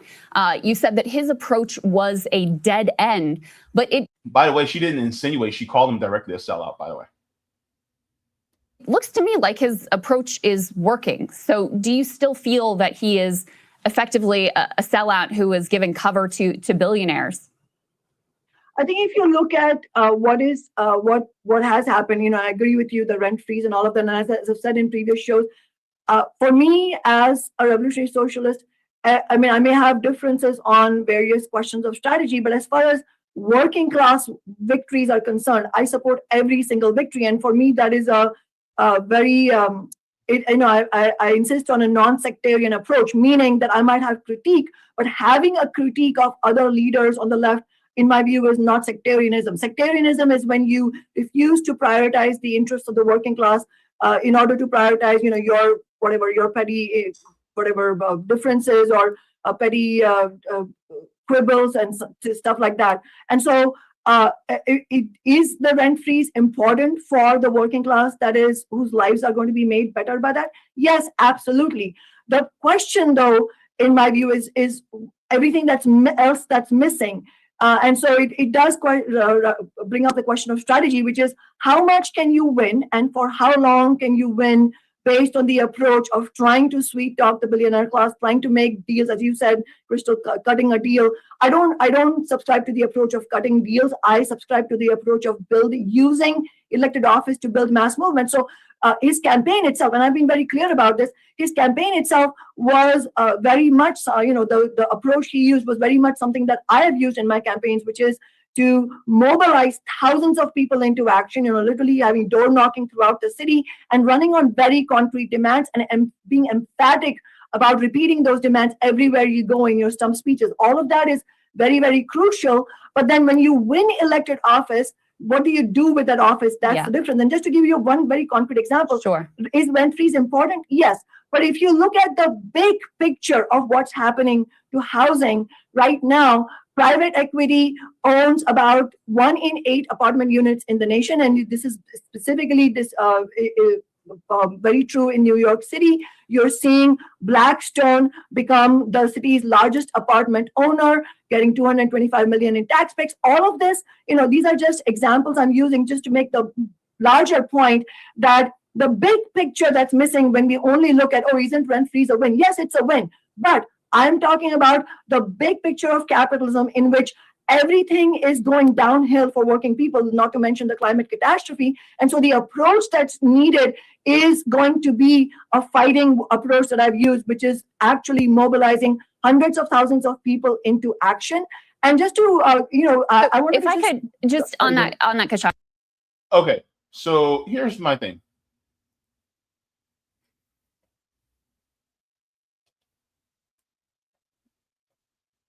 Why did Mom Donnie allow those volunteers to go home after he got elected?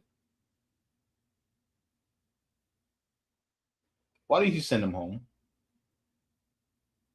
You got elected. All right, you guys are good. Don't need you no more. No.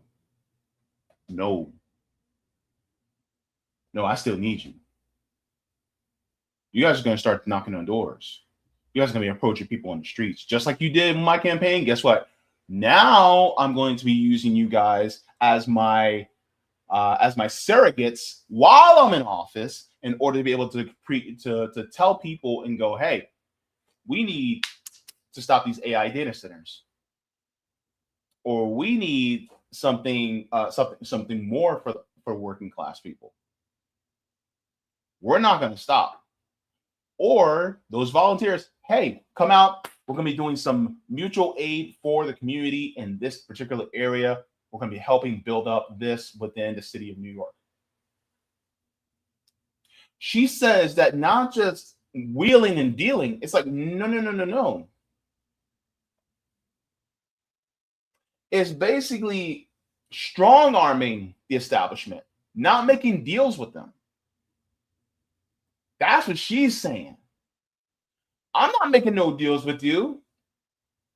I'm going to put you under duress to do what I want you to do.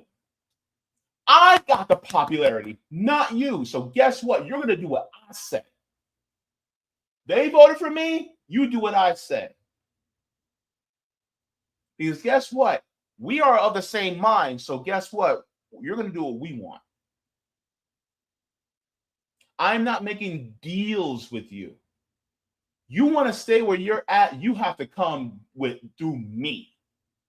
I got the bully pulpit.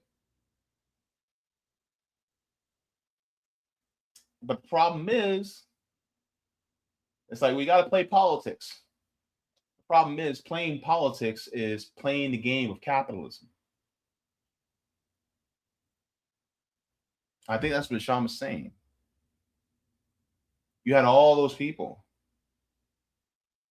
They're like, hey, even if she kept like half of them and said, hey, half of you guys, we have to carry out our agenda. I need you guys to continue this work, at least for the first 6 months. Not just with the stuff I promised, but I'm also going to see even further deeply into what I can do in office. And if I can go push things even further, then guess what? I need you guys to be my surrogates to go and tell these people out there.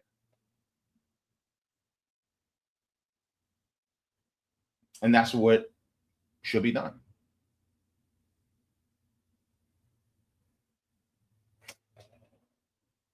The establishment and both parties strong arm us. That's the language they speak. Okay. That's what Kshama's basically saying.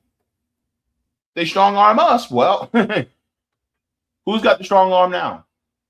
Because I think this is kind of the core of, the debate around your approach versus the approach of Zoran and the DSA. I was personally, we'll just say skeptical of when he came in and said, you know what, I'm not going to endorse against Hakeem Jeffries. And some reporting came out that was important to Kathy Hochul. And so I was kind of critical of that. I was skeptical of that. I was like, you know what, these people, they're never going to work with you. They're going to be adversarial to you. What are you doing?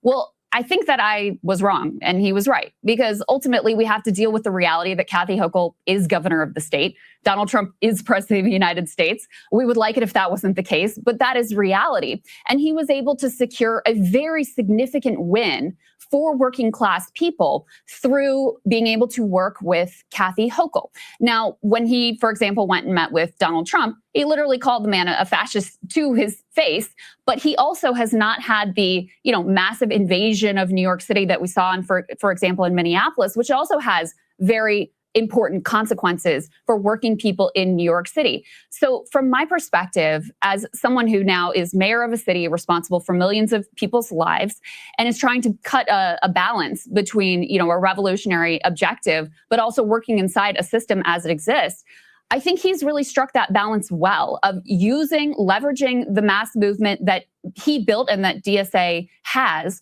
but also being pragmatic and smart and getting wins for his agenda so that we can prove that socialists aren't just out there like, having a book club and screaming slogans, that they can. Hang on. You're going to hear this word a few more times during this stream. That Krystal's going to use the word pragmatic.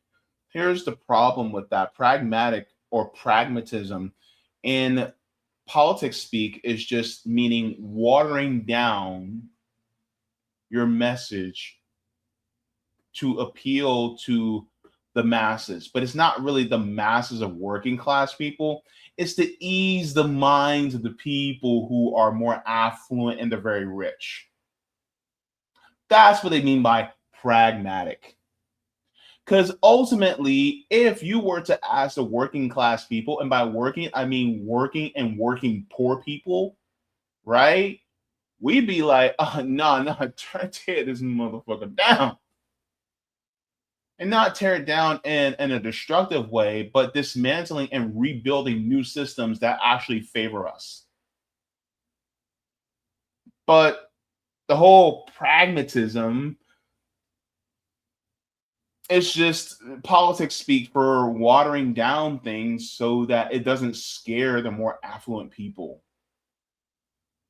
You know what I mean? Or as some people talk about, the petty bourgeoisie, right? If you're going to use the Marxist-Leninist jargon.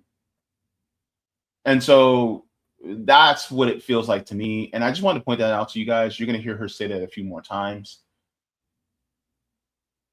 And I don't think Kshama buys it. So let's continue. Actually be trusted with power in the city, and they can actually deliver measurable, concrete results for the people there. Well, as far as delivering concrete results, I mean, just to say that we, through a totally different approach than Mamdani, we were able to win we were able to make Seattle the first major city to win $15 an hour. And actually now Seattle has the nation's highest minimum wage of $21.30 an hour. We won the Amazon tax, which is hundreds of millions of dollars every year, defeating Jeff Bezos in a city of around, less than 800,000 people. And we won a whole host of renters' rights in such a way that the corporate landlords, by their own admission, simply could not win in the 10 years that I was in office. And so as far as winning victories for the working class is concerned, I mean, these are massive historic victories that came from one elected office on, as an independent socialist, with all the other people being Democrats. And, with respect. Yes, can I just with respect on that, though, it doesn't seem that model has been replicable. I don't take anything away from you in terms of, we've talked before, we interviewed you back in Rising Days, et cetera, and followed your progress closely. I don't take anything away from you in terms of the victories you're part of securing. It doesn't seem that model has been replicable, though. And, one member of Congress, one mayor, one city council member is not going to be sufficient. Whereas with DSA, they're running hundreds of candidates. They've secured a lot of victories. They've done it on the Democratic Party line. And they're really winning the argument with the Democratic base, which now overwhelmingly supports the politics that you and I do, which to me is an extraordinary thing as well. Obviously, the Democratic base supports it, but the Democratic base supports us too. I mean, I would not have won a single election had the majority of people who vote Democrat otherwise had also not voted for me as an independent socialist. As far as the base is concerned, yes, but that's not the question here. The question is what strategy works as far as the political establishment and the billionaire class is concerned.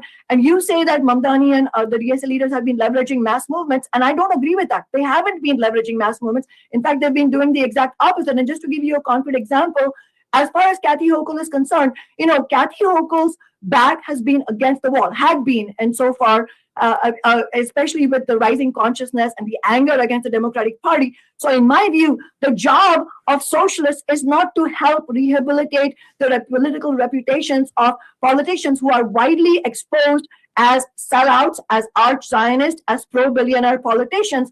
And I would certainly not have done what Mamdani did, which is endorse Kathy Hochul in the midst of the New York City nurses strike at the same moment that she was writing executive order after executive order, helping the hospital bosses hire scab nurses in order to undermine the nurses' strike. So in reality, it is our job to go much, much farther, because capitalism is a ruthless system. This is class warfare against us, and we have to fight against that and make sure that we are exposing the politicians even further. Not our job is not to forge a progressive alliance.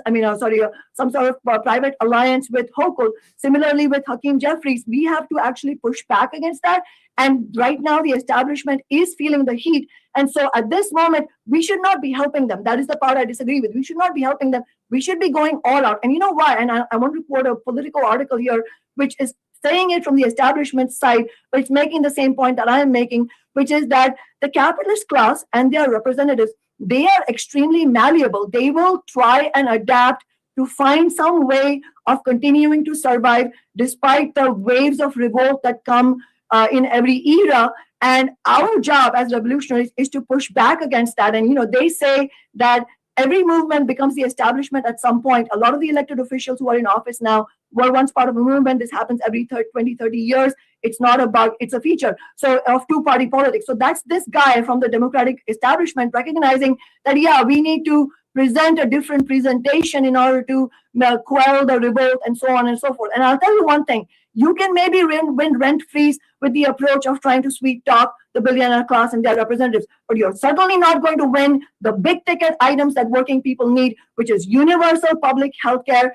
in actually dealing with the climate catastrophe and all of that. If you look at the history of how universal healthcare was won in nations like Canada and in Western Europe, it was absolutely because of the kind of approach that I'm using, and especially building new parties for the working class. Like, for example, in Canada, the universal public healthcare happened only because of the launching of what was called the Cooperative Commonwealth Federation, or the CCF, which was a new party of the working class, them winning victories in Saskatchewan and them building public healthcare in that province, that becoming really popular, and the rest of Canada, working people in Canada clamoring for it, and then the Tories themselves becoming really, the ruling class parties becoming really nervous about that and instituting public healthcare nationally because they were so nervous about the CCF getting political power nationally. And the same thing can be said about nation after nation in Western Europe. Those big victories that really changed people's lives were won only on the basis of a militant fight back. And that's also true of the New Deal. The New Deal was not won because of somebody making deals with FDR or whatever, or FDR making deals with the capitalists. The New Deal was won because of the 1934 Minneapolis general strike and the auto sit-down worker strike, and an actual revolutionary mood in US society, which really put the scare on the capitalist class, and they both were forced to concede. And so it's our job to rest those concessions and not help in rehabilitating the political reputations of the sellout politicians. I think that. Okay, that was a lot. Okay. Kshama came out swinging. Class. Class is in session. So I want to go over a definition of a word that I have done here before. Okay, I'm going to stop sharing really quick for here, and I'm sharing this word with you guys. You guys have seen me define this word before, but let's go over it again. The word is duress. What does duress mean? Duress means to be forced to do something against your will through threats, violence, or pressure.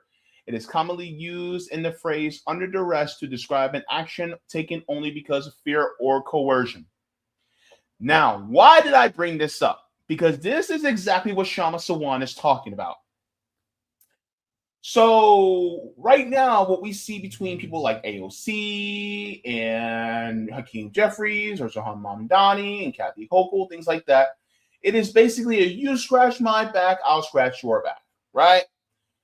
What she's talking about is going through the duress route. Now, why do you have to work? Because you don't want to be homeless, right? Because you want to have food in your mouth. Because you don't want to go anywhere but naked, right? Because you want to be able to get transportation from point A to point B, because you need healthcare, right? You're doing this because you're doing it under duress. You're doing it out of what? being forced to do something against your will through threats, violence, or pressure, right? So that means that we're constantly, as the working class, under duress. She's saying, let's flip it. I'll put my thing down, flip it, and reverse it. To put them under duress. Put Kathy Hochul under duress. Hakeem Jeffries under duress, right? Donald Trump under duress. Whoever the Democratic nominee is under duress. Being forced to actually meet the demands of the people instead. It's not wheeling and dealing. It's basically saying you need to come to me for anything. You have to come to the people. You have to come to us. Because if you're really the servants of the people, then that means you should be coming to serve us. Why does it feel like we're doing things the other way around? And so this is what Kshama Sawant is basically saying, is that no, we're not going to be sitting there and wheeling and dealing and making deals and scratching each other's backs. I don't need my back scratched. I won the election. I got the people on my side. I don't need you. You need me. Therefore, you do what I, as a representative of the people, say. And as long as I do what my people tell me to, then you come to me, then guess what? You need to do it. The problem is that because they're nervous, and yes, people will say, oh, but he wouldn't be able to do the whole bus thing without Kathy Hochul. Yeah, but also if Kathy Hochul was under duress, then she will also end up the same way. And so the nefariousness of the system is, but at the same time, will we actually get real like a change into the system because of it? No. At the same time, will it cause some victories to soften the blow on the working class? Yeah. And that's what you want. You do not want harm to come to the working class. She brought up what happened in the 1930s for the New Deal. Look, the super rich, including FDR, because FDR was also part of, like the top 10, the top 1% in this country. He basically was talked to by the Communist Party, the Socialist Party, and the trade unionists. And they basically said, hey, give in to our demands or another revolution is about to happen. And guess what? FDR was like, okay, let me go to the rich guys. Hey guys, look, they're out there with the pitchforks and torches. And if you guys don't do what they say, they're going to burn this shit down. And so guess what? The rich people, they were under duress. And they said, all right, fine. Give them Social Security, give them a 40-hour work week and blah, blah, blah. Just give it to them. Because they'd rather be a live chicken than a dead duck. And so that's basically what happened. And so as we see now what Kshama Sawant is basically explaining, it's like, no, you got to put them on the back foot. Because if you win, that means you got the majority on your side. And so that's the pushback. I was just like, oh. She's like, no. The fight continues. The fight doesn't stop once you get elected. The fight only starts. That's the beginning bell. That's the ding, ding, ding. Let's get it ready to rumble. That's it. And so that's why I wanted to put that definition up there. It's not necessarily getting rid of duress, but it is changing who is under duress. Is it going to be us continuing to be under duress, or is it going to be the politicians that are going to be under duress? And if you can put them under duress to give the working class people some victories while we're dismantling the system, then all right. But it has to be done simultaneously. Dismantling the system and putting them under duress. Because we can't just have plan A, we got to have plan B, C, D, E, F, and G. And so that's parcel of what I think that she's trying to do. But let's continue on.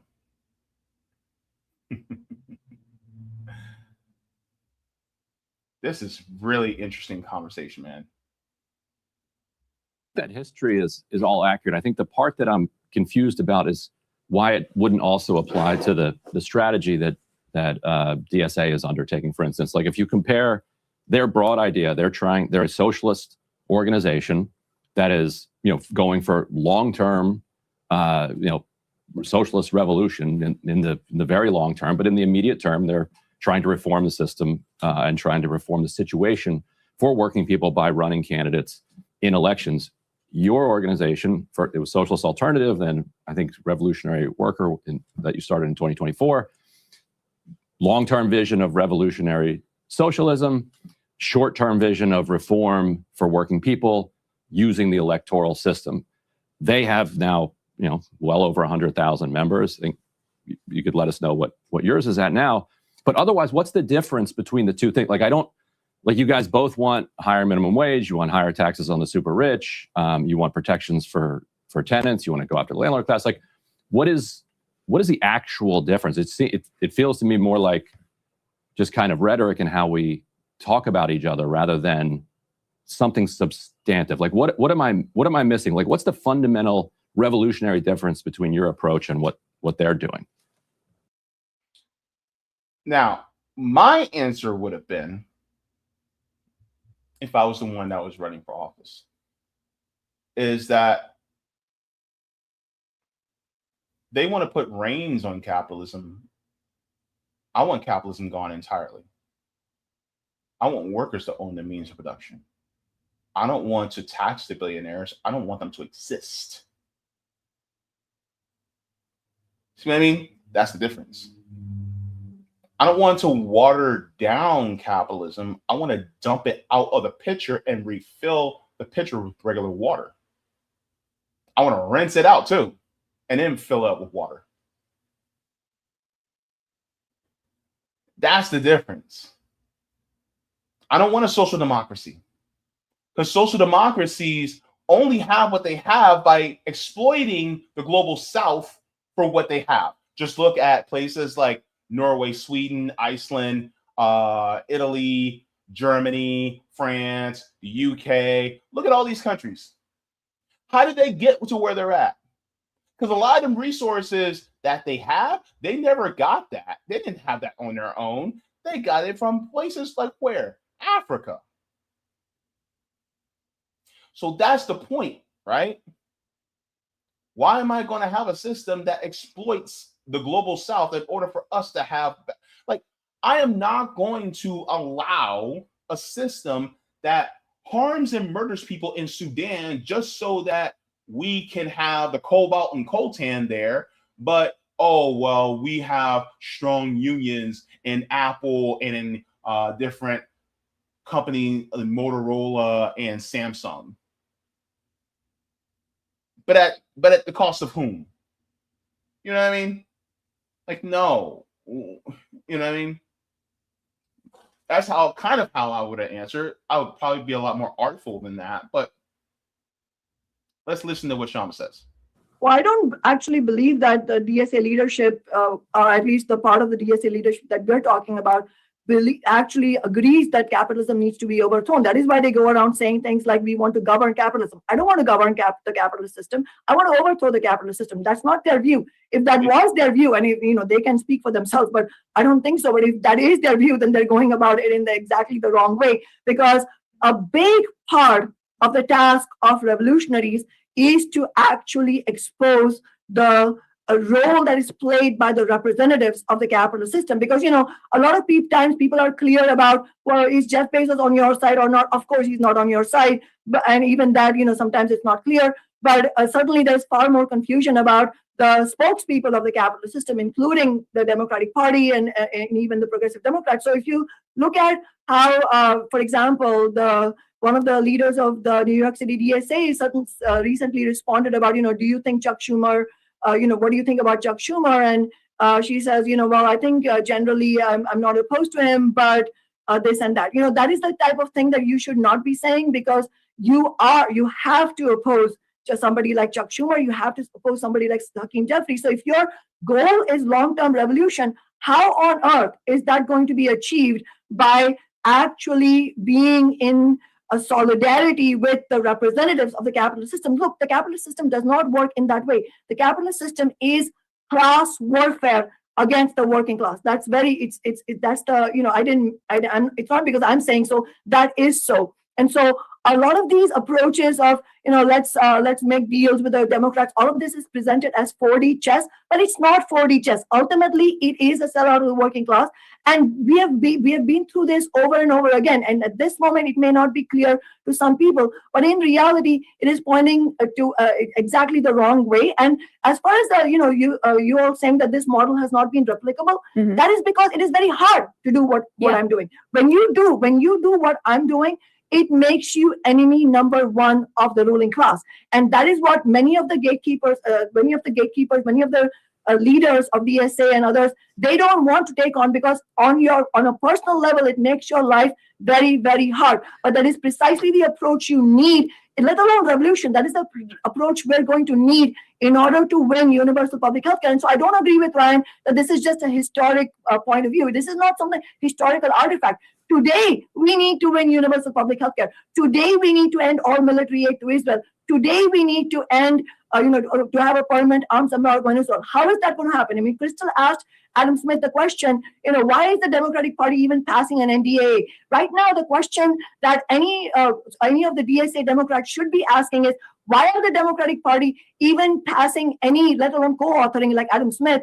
Why are you passing any or approving any kind of 1 red cent for war funding, aside from veterans and from soldiers' salaries and improving their living standards? There should not be 1 red cent for war funding. But nobody in the Democratic Party is doing that, and the DSA leadership is allowing that to happen. That is what I'm talking about. So you can win small things, but even those small things, I want to be clear here, even things like rent freeze, you are not going to be able to win that on a long-term basis with this approach of sweet talking, because let's be clear, that rent freeze was won because the billionaire class is able to read the room. They're not stupid. They understand at this moment it is better for them, and this is what I mean by being malleable. It is better for them to make small concessions rather than have that mood of revolt grow even further, and that's their strategy. So my question back is, how are we going to win the immediate things that we need to win, which is, first of all, ending all military aid to the Israeli state, a permanent arms embargo on Israel. So this is about the Palestinian people. A couple things.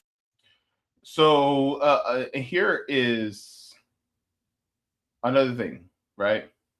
What Kshama was saying, essentially. So yeah, Mamdani put in the rent freeze. That is a good thing, right? And I understand a lot of people are saying he can only do so much what he can. At the same time, what movements is he fostering while he's in office to ensure that that strength is kept up, that momentum, so that, let's say, right, he runs again for mayor and he's able to win again, right? Let's say he serves 2 terms as mayor. And he's able to continue to keep these things up, right? What about the next mayor? Are they going to be able to do the same things, or are they going to repeal it? Are they going to be like a Bloomberg, right? Or are they going to be like an Adams, where they're going to repeal these things and revamp the things that they've done horrible back up again? Unfortunately, some people within the Democratic Party are nothing but pressure release valves to ease the angst of the working class, just so that they can be taken advantage of again and then more stripped away from them. So while, yes, the things that Mamdani is doing is good, right? At the same time, these things can be changed, these things can be repealed, these things can be lost, because the system still operates.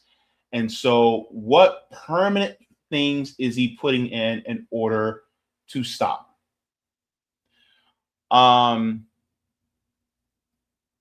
it's like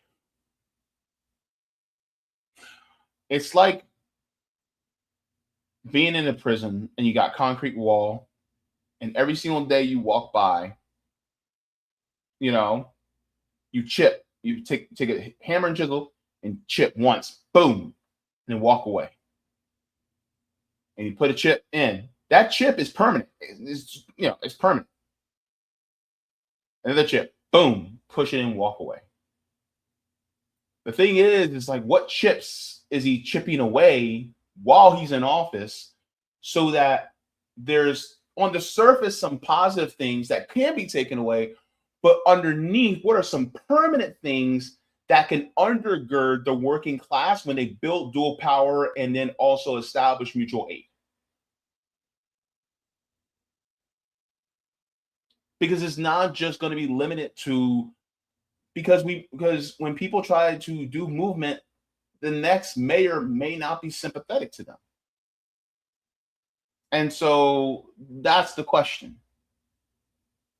What are some things that he's chipping away at for the larger working class in order to get rid of the system? Now, one of my biggest critiques of Mayor Mamdani, why is Jessica Tisch still there? You know what I mean? That's one of my biggest critiques of him. And so,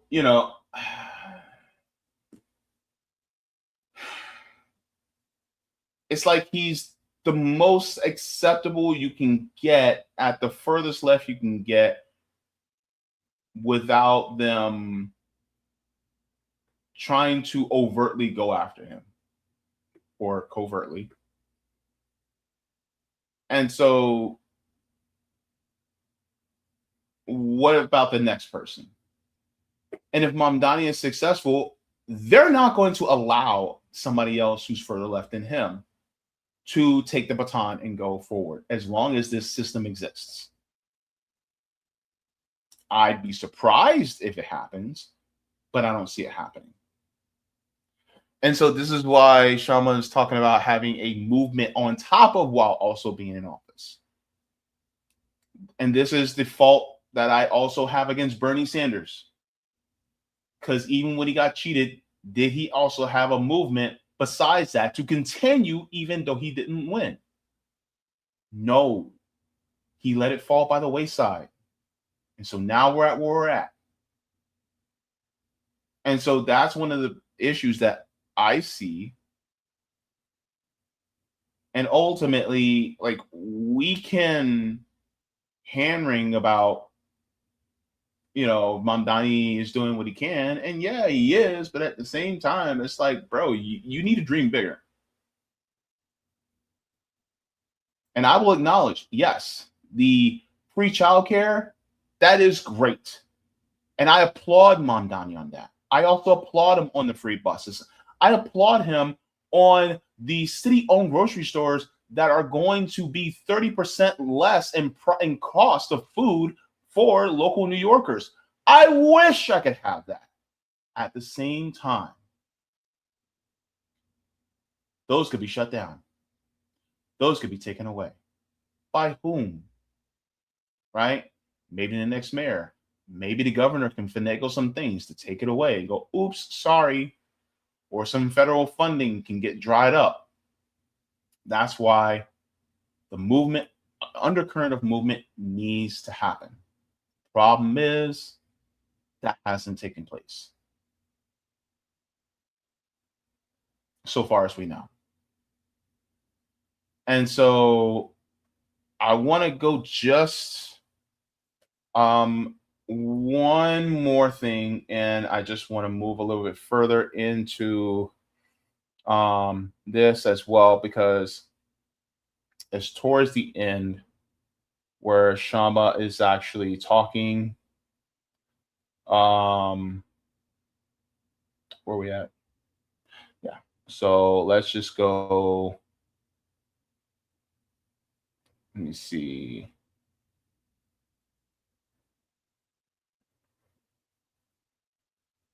Let me see. I think it's right here.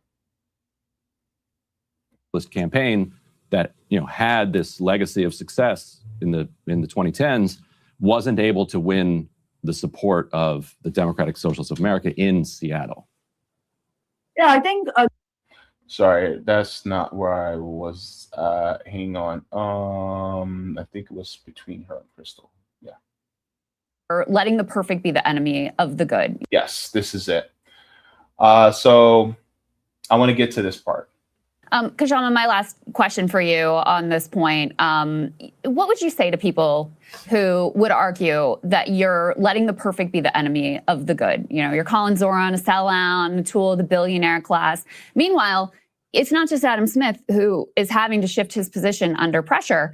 There was a closer majority of the Democratic caucus who voted to block all Israel aid. It's not out of the goodness of their hearts. It's because they are feeling the pressure from the base and from these DSA-aligned candidates, too, who are running against them in primaries. It'd be one thing if Adam Smith was the only one who changed his vote, but it was all of them. So there clearly is pressure on the Democratic establishment. You do have progress being made in terms of Zoran in New York City. The establishment talk about being, enemy number one. They absolutely hate Abdul al-Sayed, even though he isn't directly DSA. They're spending tens of millions of dollars.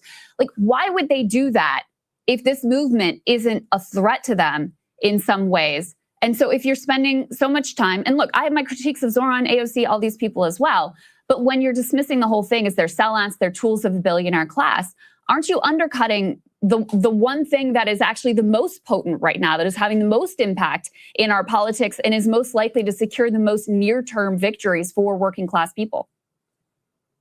What is most potent? See, that's where I have a disagreement with you. What is most potent is the consciousness of the mass of the working class. And yes, it is absolutely contains potential in itself to win victories. But if you talk about near-term victories, what is the most important near-term victory we need? Which is for the genocide to end, for the forever wars in the Middle East to end. That is, and the war on Iran to end. That is the most near-term, most important thing. Don't you think Abdul al-Sayed, Milat Kiros, Daria Liza, Vila Chevalier, don't you think that Claire Valdez, don't you think that they will be an important part of securing that victory? I mean, like I said, the consciousness and the anger of the working class that has propelled them to victory absolutely is the central component. But and I agree with you that right now there's so much pressure on the Democratic Party that they're having to maneuver around it. But those are not the metrics. That is why you have to use the correct metrics. Yes, those are important developments. But the question is, what is actually going to end military aid to Israel? That is where the rubber hits the road. And that is why I'm saying that, yes, this movement is a threat, but the direction in which many of the DSA leaders are taking it, that is not what's going to yield the victories that we need, because that's not what's happened so far. Because we have seen a genocide actually come into existence at the same time that more DSA nominated, DSA endorsed people were being elected. That is the example I'm using, concrete example, to show that actually what you are going to need. And so, no, I mean, are there victories that have been won? Of course. And like I said, I haven't wantonly criticized Mamdani. I don't agree with your characterization that I'm just generally gone around criticizing. I have criticized DSA leaders. It's not just about Mamdani, on specific things that they have done, which I completely disagree with. And it's my responsibility to point the working class movement in the correct direction. And when I think that something is pointing in the exact wrong direction, like endorsing Kathy Hochul or like endorsing Hakeem Jeffries, it is my job to point out. But it is a non-sectarian approach, meaning that I have also at the same time openly declared that I support every demand that Mamdani ran on. And if there is a movement in New York City to win a $30 an hour minimum wage, I will personally be there helping that movement to win. But it is a question of what will actually win the victories we need. So what you see from the Democratic and Republican parties right now is them being what I call a malleable system. They are adjusting their approaches just enough in order to be able to survive. And they themselves are openly admitting it. I read you the quote from Politico from this establishment guy. And so they are doing just enough, and they will continue to do just enough for them to be able to survive. And that is why what we need to do is recognize that they are under pressure and really be as ruthless as the capitalist class is against the working class. It is the job. Okay, so that part. she says they're malleable, meaning they adapt, right, to the circumstance. This is what the ruling class did during the Great Depression. They adapted. And then once they saw an opening to claw all those gains back, boom, that's when they went for the strike. And that happened in the 70s, because from the mid to late 40s to the late 60s, America had an economic boom and the middle class was born. And then guess what happened in the 1970s? Boom, that's when they started clawing it all back. And now we're even in an even worse position than they were back then. And it's the same thing again, is that they're shifting. They're like, oh, we got to move. We got to shift to this. Okay, well, we know that the genocide is not very popular, so we're going to dance to the left a little bit. And then once they see the coast is clear, then they're going to dance back to the right and go even further than they were before. And so that's how they do this. Because ultimately, they know that if they were to force things through, we would revolt. So they have to make it look like they can be moved, but really, they're just slightly moving while also making a move to the right. And so this is ultimately what she's talking about. And people will go, well, they're allowing these concessions. Yeah, they're allowing these concessions now, but for now, not for anything permanent. And if you give them something permanent that can't be taken away, or that is even harder to take away, well, guess what? This is why we don't have universal health care. Part of the reason why we don't have universal health care is because they did not want to give it to Black people. Another reason why is because if we were to have universal health care, especially a nationalized healthcare system, it would be damn near impossible to get rid of. They're struggling to get rid of universal healthcare, nationalized healthcare in the UK. They literally have to defund it for decades upon decades upon decades upon decades just to get rid of it. And even then, a lot of people are saying, like, don't take away my NHS. It's the same thing here. You know how long they've been trying to get rid of Social Security? It's going to take like a miracle for them to get rid of Social Security completely. They're trying. It's the same thing, right? If you give a group of people universal programs, that's damn near impossible to get rid of. And so ultimately, that's why they're shifting. They're being like water. They're moving according to the vessel that they're placed in. They're shifting. And so I think that's one of the reasons why Kshama's making the point that she makes. Of working class leaders to be ruthless against the capitalist class. And so that is the question. And that is why I would urge everybody who's watching this, please support us in our primary campaign. The primary election is August 4th. We are fighting to end all military aid to Israel, for a permanent arms embargo on the Israeli state. We're fighting for free healthcare for all funded by taxing the rich, for national rent control, and for a national $25 an hour minimum wage, which we think should be at least 30 in big cities. And this is the strongest ever challenge against Adam Smith. We have a real shot, but obviously we have everything stacked against us. The corporate media has done a blackout. And despite all of that, we have a real dynamic in the district. And we have so many people coming and saying that they've already voted. But ballots are out. If you're in the district, make sure you vote for our campaign. August 4th is the deadline. If you're able to canvass with us, please do so. Go to Kshama. All right. So she's basically giving the information to how to support a campaign. But my thing is, it's like, you know, the good things that Mamdani's done, I applaud them. However, we should also be thinking to ourselves, we can go further. We have to. Remember in Inception where oh my gosh, what's his name? I'm blanking on his name.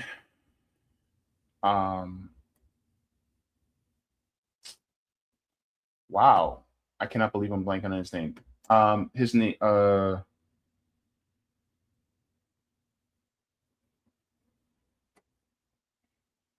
my goodness. Let me see.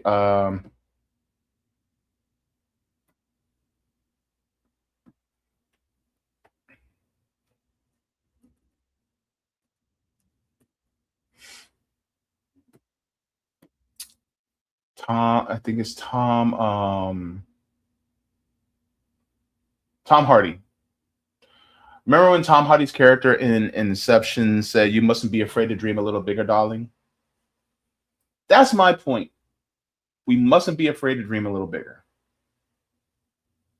And I hope that a lot of people aren't afraid to dream bigger, because we can't have a completely different system than what we have now. So yeah, that was a home run from Kshama Sawant, in my opinion. Did you guys take the poll?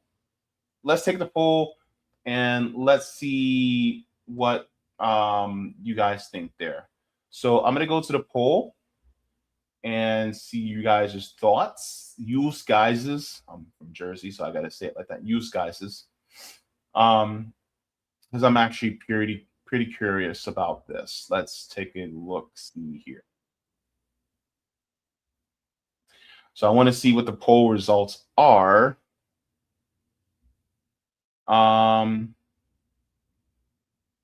So far for you guys, okay, so we have 41 votes. That's good. Let's see here. Let me share the screen with you guys. Kshama Sawant's overall handling of the questions, 85% of you guys said excellent, 7% said good, 7% said fair, and nobody said bad. I think that says a lot. But look, if you guys know people in Washington within her district, and let her know. But ultimately, like, what is my best prescription? Is to continue to do work on the ground, mutual aid, the building of dual power. So ultimately, that's the main thing we need to focus on.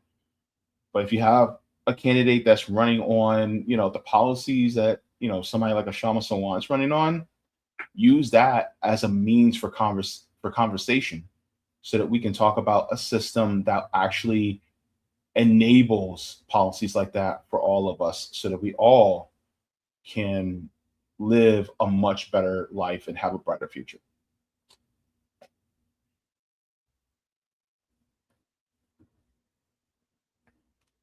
All right, go ahead and like the stream, everybody. We're going to go into the rest of the chats. Let me go into Kick. See if we have any gifted subs. I think we're good on Kick. Thank you so much. It's hard to see like when the gifted subs are new. I'm still trying to figure Kick out. Let me see here. Let's go into see if we have any Rumble rants. Do I have anything? I don't see anything right now. We're good there. All right. So let's go into the chat.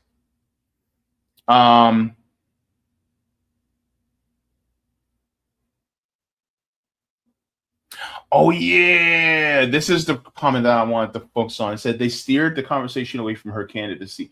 Exactly. That's the one I was looking for.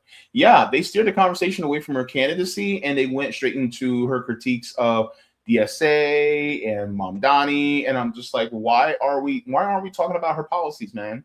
Like, that's one of my things. It's like, I get it. I'm glad they gave her a platform, but at the same time, it's like, focus on the policies, right? And focus on her record as a city council person. That's one of my things. Parks and Fun says, if Kshama wins her seat, I am very curious how Claire Valdez, Darialza Avila Chevalier, Chris Robb, and Mila Quiros work with her, the 4 DSA incoming Congress members.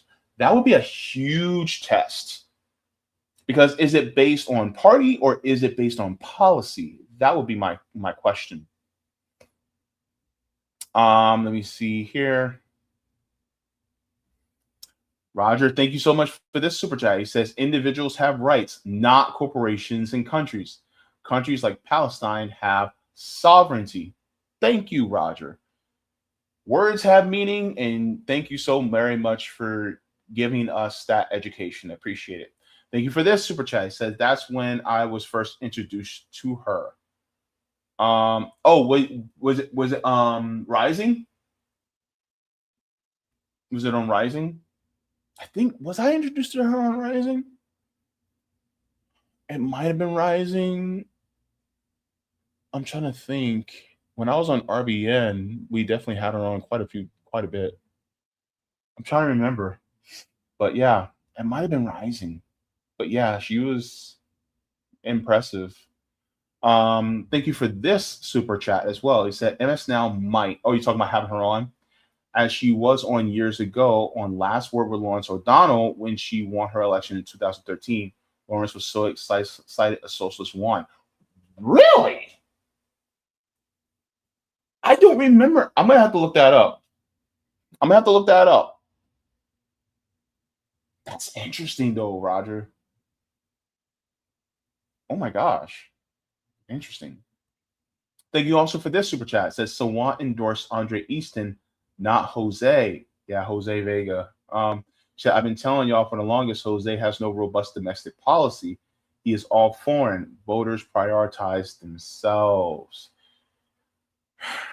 The thing is like when you're running for Congress, you have to focus on both foreign and domestic policy. Problem is, like, voters will prioritize domestic policy before they prioritize any foreign policy. And so you have to have a robust domestic policy, but also make sure your foreign policy is on point. You know what I mean? And a lot of times, a lot of people, they do not talk about their domestic policy. You know, those of us on the left, we talk about our foreign, left candidates, they talk about a lot about their foreign policy, but they don't talk about enough of their domestic policy. And so you need to talk about that too, because a lot of people are paying attention. Sometimes more people pay attention than you realize. Thank you very much for this super chat, Roger. He says, foreign will get you, but so far with voters, but running for office. No matter what's going on around the world, voters want those campaigning for their vote to prioritize their needs. That is also true, right? And it's like, I think you have to strike a balance, you know what I mean? And talking about the domestic policies that affect voters directly so that in their immediate lives. At the same time, there are some voters who they may have family or friends, or they may, just see people suffering in different countries around the world, and that also matters to them. Like, for instance, foreign policy matters to me, but domestic policy also matters to me a lot too. And so you need to be on point on both. And you can't just, favor one side or the other. You have to lock in on both. I think that's one thing that a lot of politicians will fall in. And, it's like, yeah, you're talking about that, but at the same time, it's like some people are just like, okay, but, and here you got to remember, we can't have our heads in this politics bubble and constantly thinking, oh, everybody else knows about this. They should know about this. Like, no, most people are working and they're just trying to take care of their families, and they have no idea what's going. Like, they probably just started hearing about Gaza for the first time. They probably heard the word Gaza for the first time, the last 2-3 years, right? They don't know about Jabalia or Ramallah or the West Bank like that. They don't know. Most of these people, they don't know that Iran is a democracy. They don't know that Iran is basically like, if I dropped you in the middle of Tehran, you would swear up and down you're in New York. They don't, or some major US city. They don't know that, right? A lot of hell, How many people still think that Africa is still just a bunch of huts, right? And people in loincloth? No, it's major metropolitan cities. It's modern, just like here, right? They have their rich areas and poor areas and hoods and hollers, just like we do. There's so many different things that a lot of people just don't know, but that's by design, right? At the same time, it's people are worried about groceries, rent, electric, being able to get to and from work. They're worried about how much they got to pay, just to be able to put money on their uncle's commissary at the end of the month.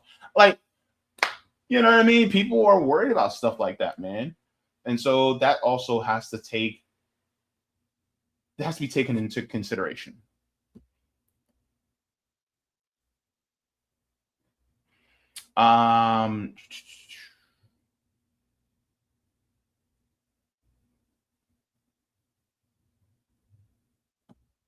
Let me see here.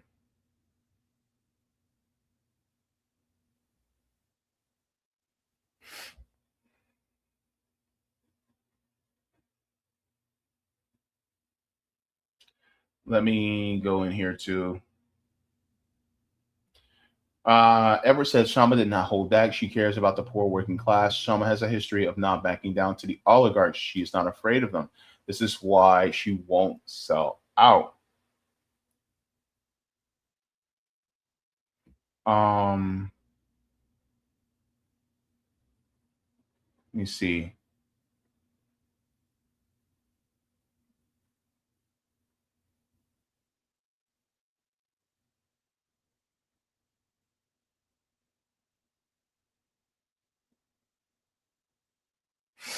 World Travelers responding to Scholar says rent freezes and charging landlords for repairs is textbook harm reduction. What is needed is rent control and wage price controls. Interesting. Chris says FDR's family made money off the opium trade in China. I wouldn't be surprised about that. Let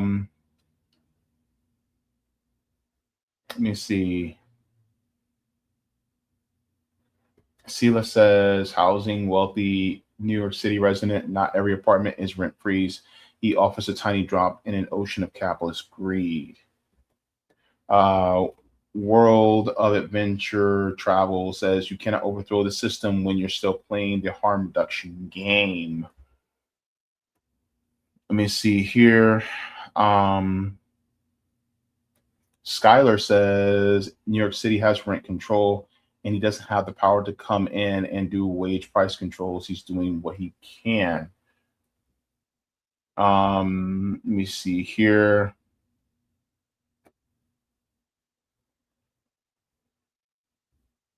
Make sure I get here.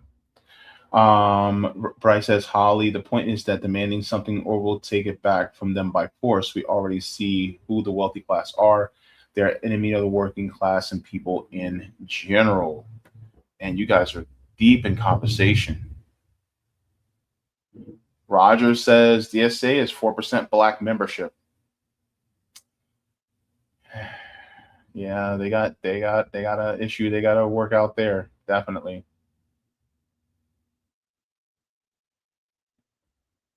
Skylar got a point. He says he stays asking about DSA. He should have asked her more about the ish directly impacting her voters. That's what I'm saying. I'm just like, what, bro?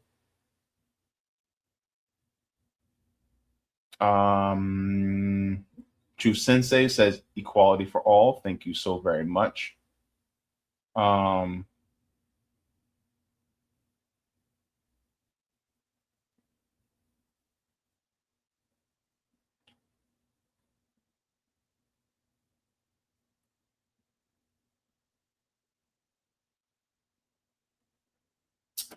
Yeah, Skylar says, I wonder what the polls are in this race. That'd be dope to see if Kshama is able to pull this win off.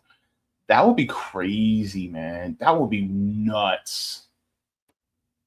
And you know what? It wouldn't be that big of a news in corporate media because they would want to stay quiet about it. I know they would. I just know they would. My question would be, what part of the legacy left would actually highlight it? Would Majority Report highlight it? You know, would Kyle Kalinske highlight it? You know what I'm saying? I think Breaking Points would highlight it because they had her on. You know, would Roland Martin talk about it? You know what I mean? I don't consider him left, but you know. Will Adventure Travel says keeping Jessica Tisch was so he could pretend he was going to arrest Netanyahu, then back off and then say, oops, I tried so hard. Yeah, I mean, that whole thing, he, like, legally, he cannot. Like, it's a federal thing, and that's out of his jurisdiction. But, I mean, he could definitely make things very uncomfortable. It says, the one from BK says, I appreciate this analysis. It's fair. Thank you so very much. Appreciate it. And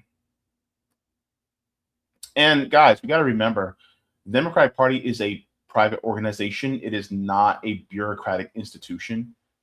And so they can choose whoever they wish, right? A court lawyer says, sadly, I don't think she'll win, but the message she is getting out is more important. That's also part of the conversation I think that needs to be had. All right, so I think I'm like way over time. But guys, we have to not be afraid of dreaming a little bigger, right? We have to be. Oh, wait, you said you read that out of order. First time I saw Kshama was on Lawrence. Oh, interesting. Okay, cool.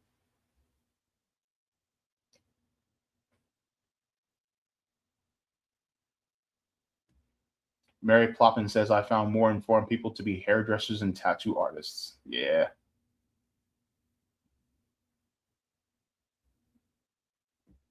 Roger says it's not 50-50, it's 80-20 domestic foreign. People will care about Gaza, but my pipes in my apartment have arsenic. My paycheck's causing me to fall further behind. I just been diagnosed with a debilitating disease and have no health care. Now ask my thoughts on foreign. That's what I tried to communicate to Jose, but it fell on deaf ears. And unfortunately, you got to focus on domestic as well. I mean, the domestic is people's immediate attention. It's the teaching people how to fish versus feeding people who fish, right? It's like you can't concentrate on learning how to fish if you're hungry. So you have to focus on the domestic, and then you teach them how to fish. That's focusing on foreign policy, you know. Yeah, Roland Martin, he ain't focusing on this one. He's too much of an establishment shill to do that. Gerard says he kept Tisch so that the cops wouldn't strike during the NBA Final World Cup. Security was necessary. Oh, hey, Savvy Savs in the chat. My sister says if Israel merger happens, then there goes the election system. Midterms will be controlled. They will change the laws to attack us here. Yup. Imagine IDF soldiers in our streets. They already train our cops, but imagine them in our streets. Oh my gosh. Ooh. And that is, and you know what's funny? That's the story that everybody needs to be talking about. I didn't talk about it because a lot of other people on the left are talking about it. And one of the people who talked about it was Sally Sabs. Make sure to check out her channel. But she was talking about Section 213 of the NDAA, the National Defense Authorization Act, that actually approved the ability to merge both the United States military and the Israeli Defense Forces, which is going to be absolutely horrible. And it is also a blatant show of treason within our Congress. So by definition, they have just committed absolute treason within our government. So now they actually have a foreign military that is going to be merged with ours. That is treason. And if anybody considers themselves a patriot, I don't care if you're conservative, liberal, I don't care if you're socialist, communist, leftist, democratic, socialist, whatever. That should freak you the fuck out. You need to be talking to people about that. Because ultimately, having these genocidal maniacs that murdered almost 1 million Palestinians, because it's going up there now. It's getting up there. Then we're at least past 500,000. At least past 500,000. And they still haven't recovered all the bodies. We're probably going to be approaching 1 million Palestinians dead. And you mean to tell me that our military is going to merge? That's like having, well, it wouldn't be too surprising. That's basically like having Nazis in our military and our police force. Technically, we already have them. It's just not out in the open. But now it's going to be out in the open. So, guys, just make sure to, keep an eye on this stuff, right?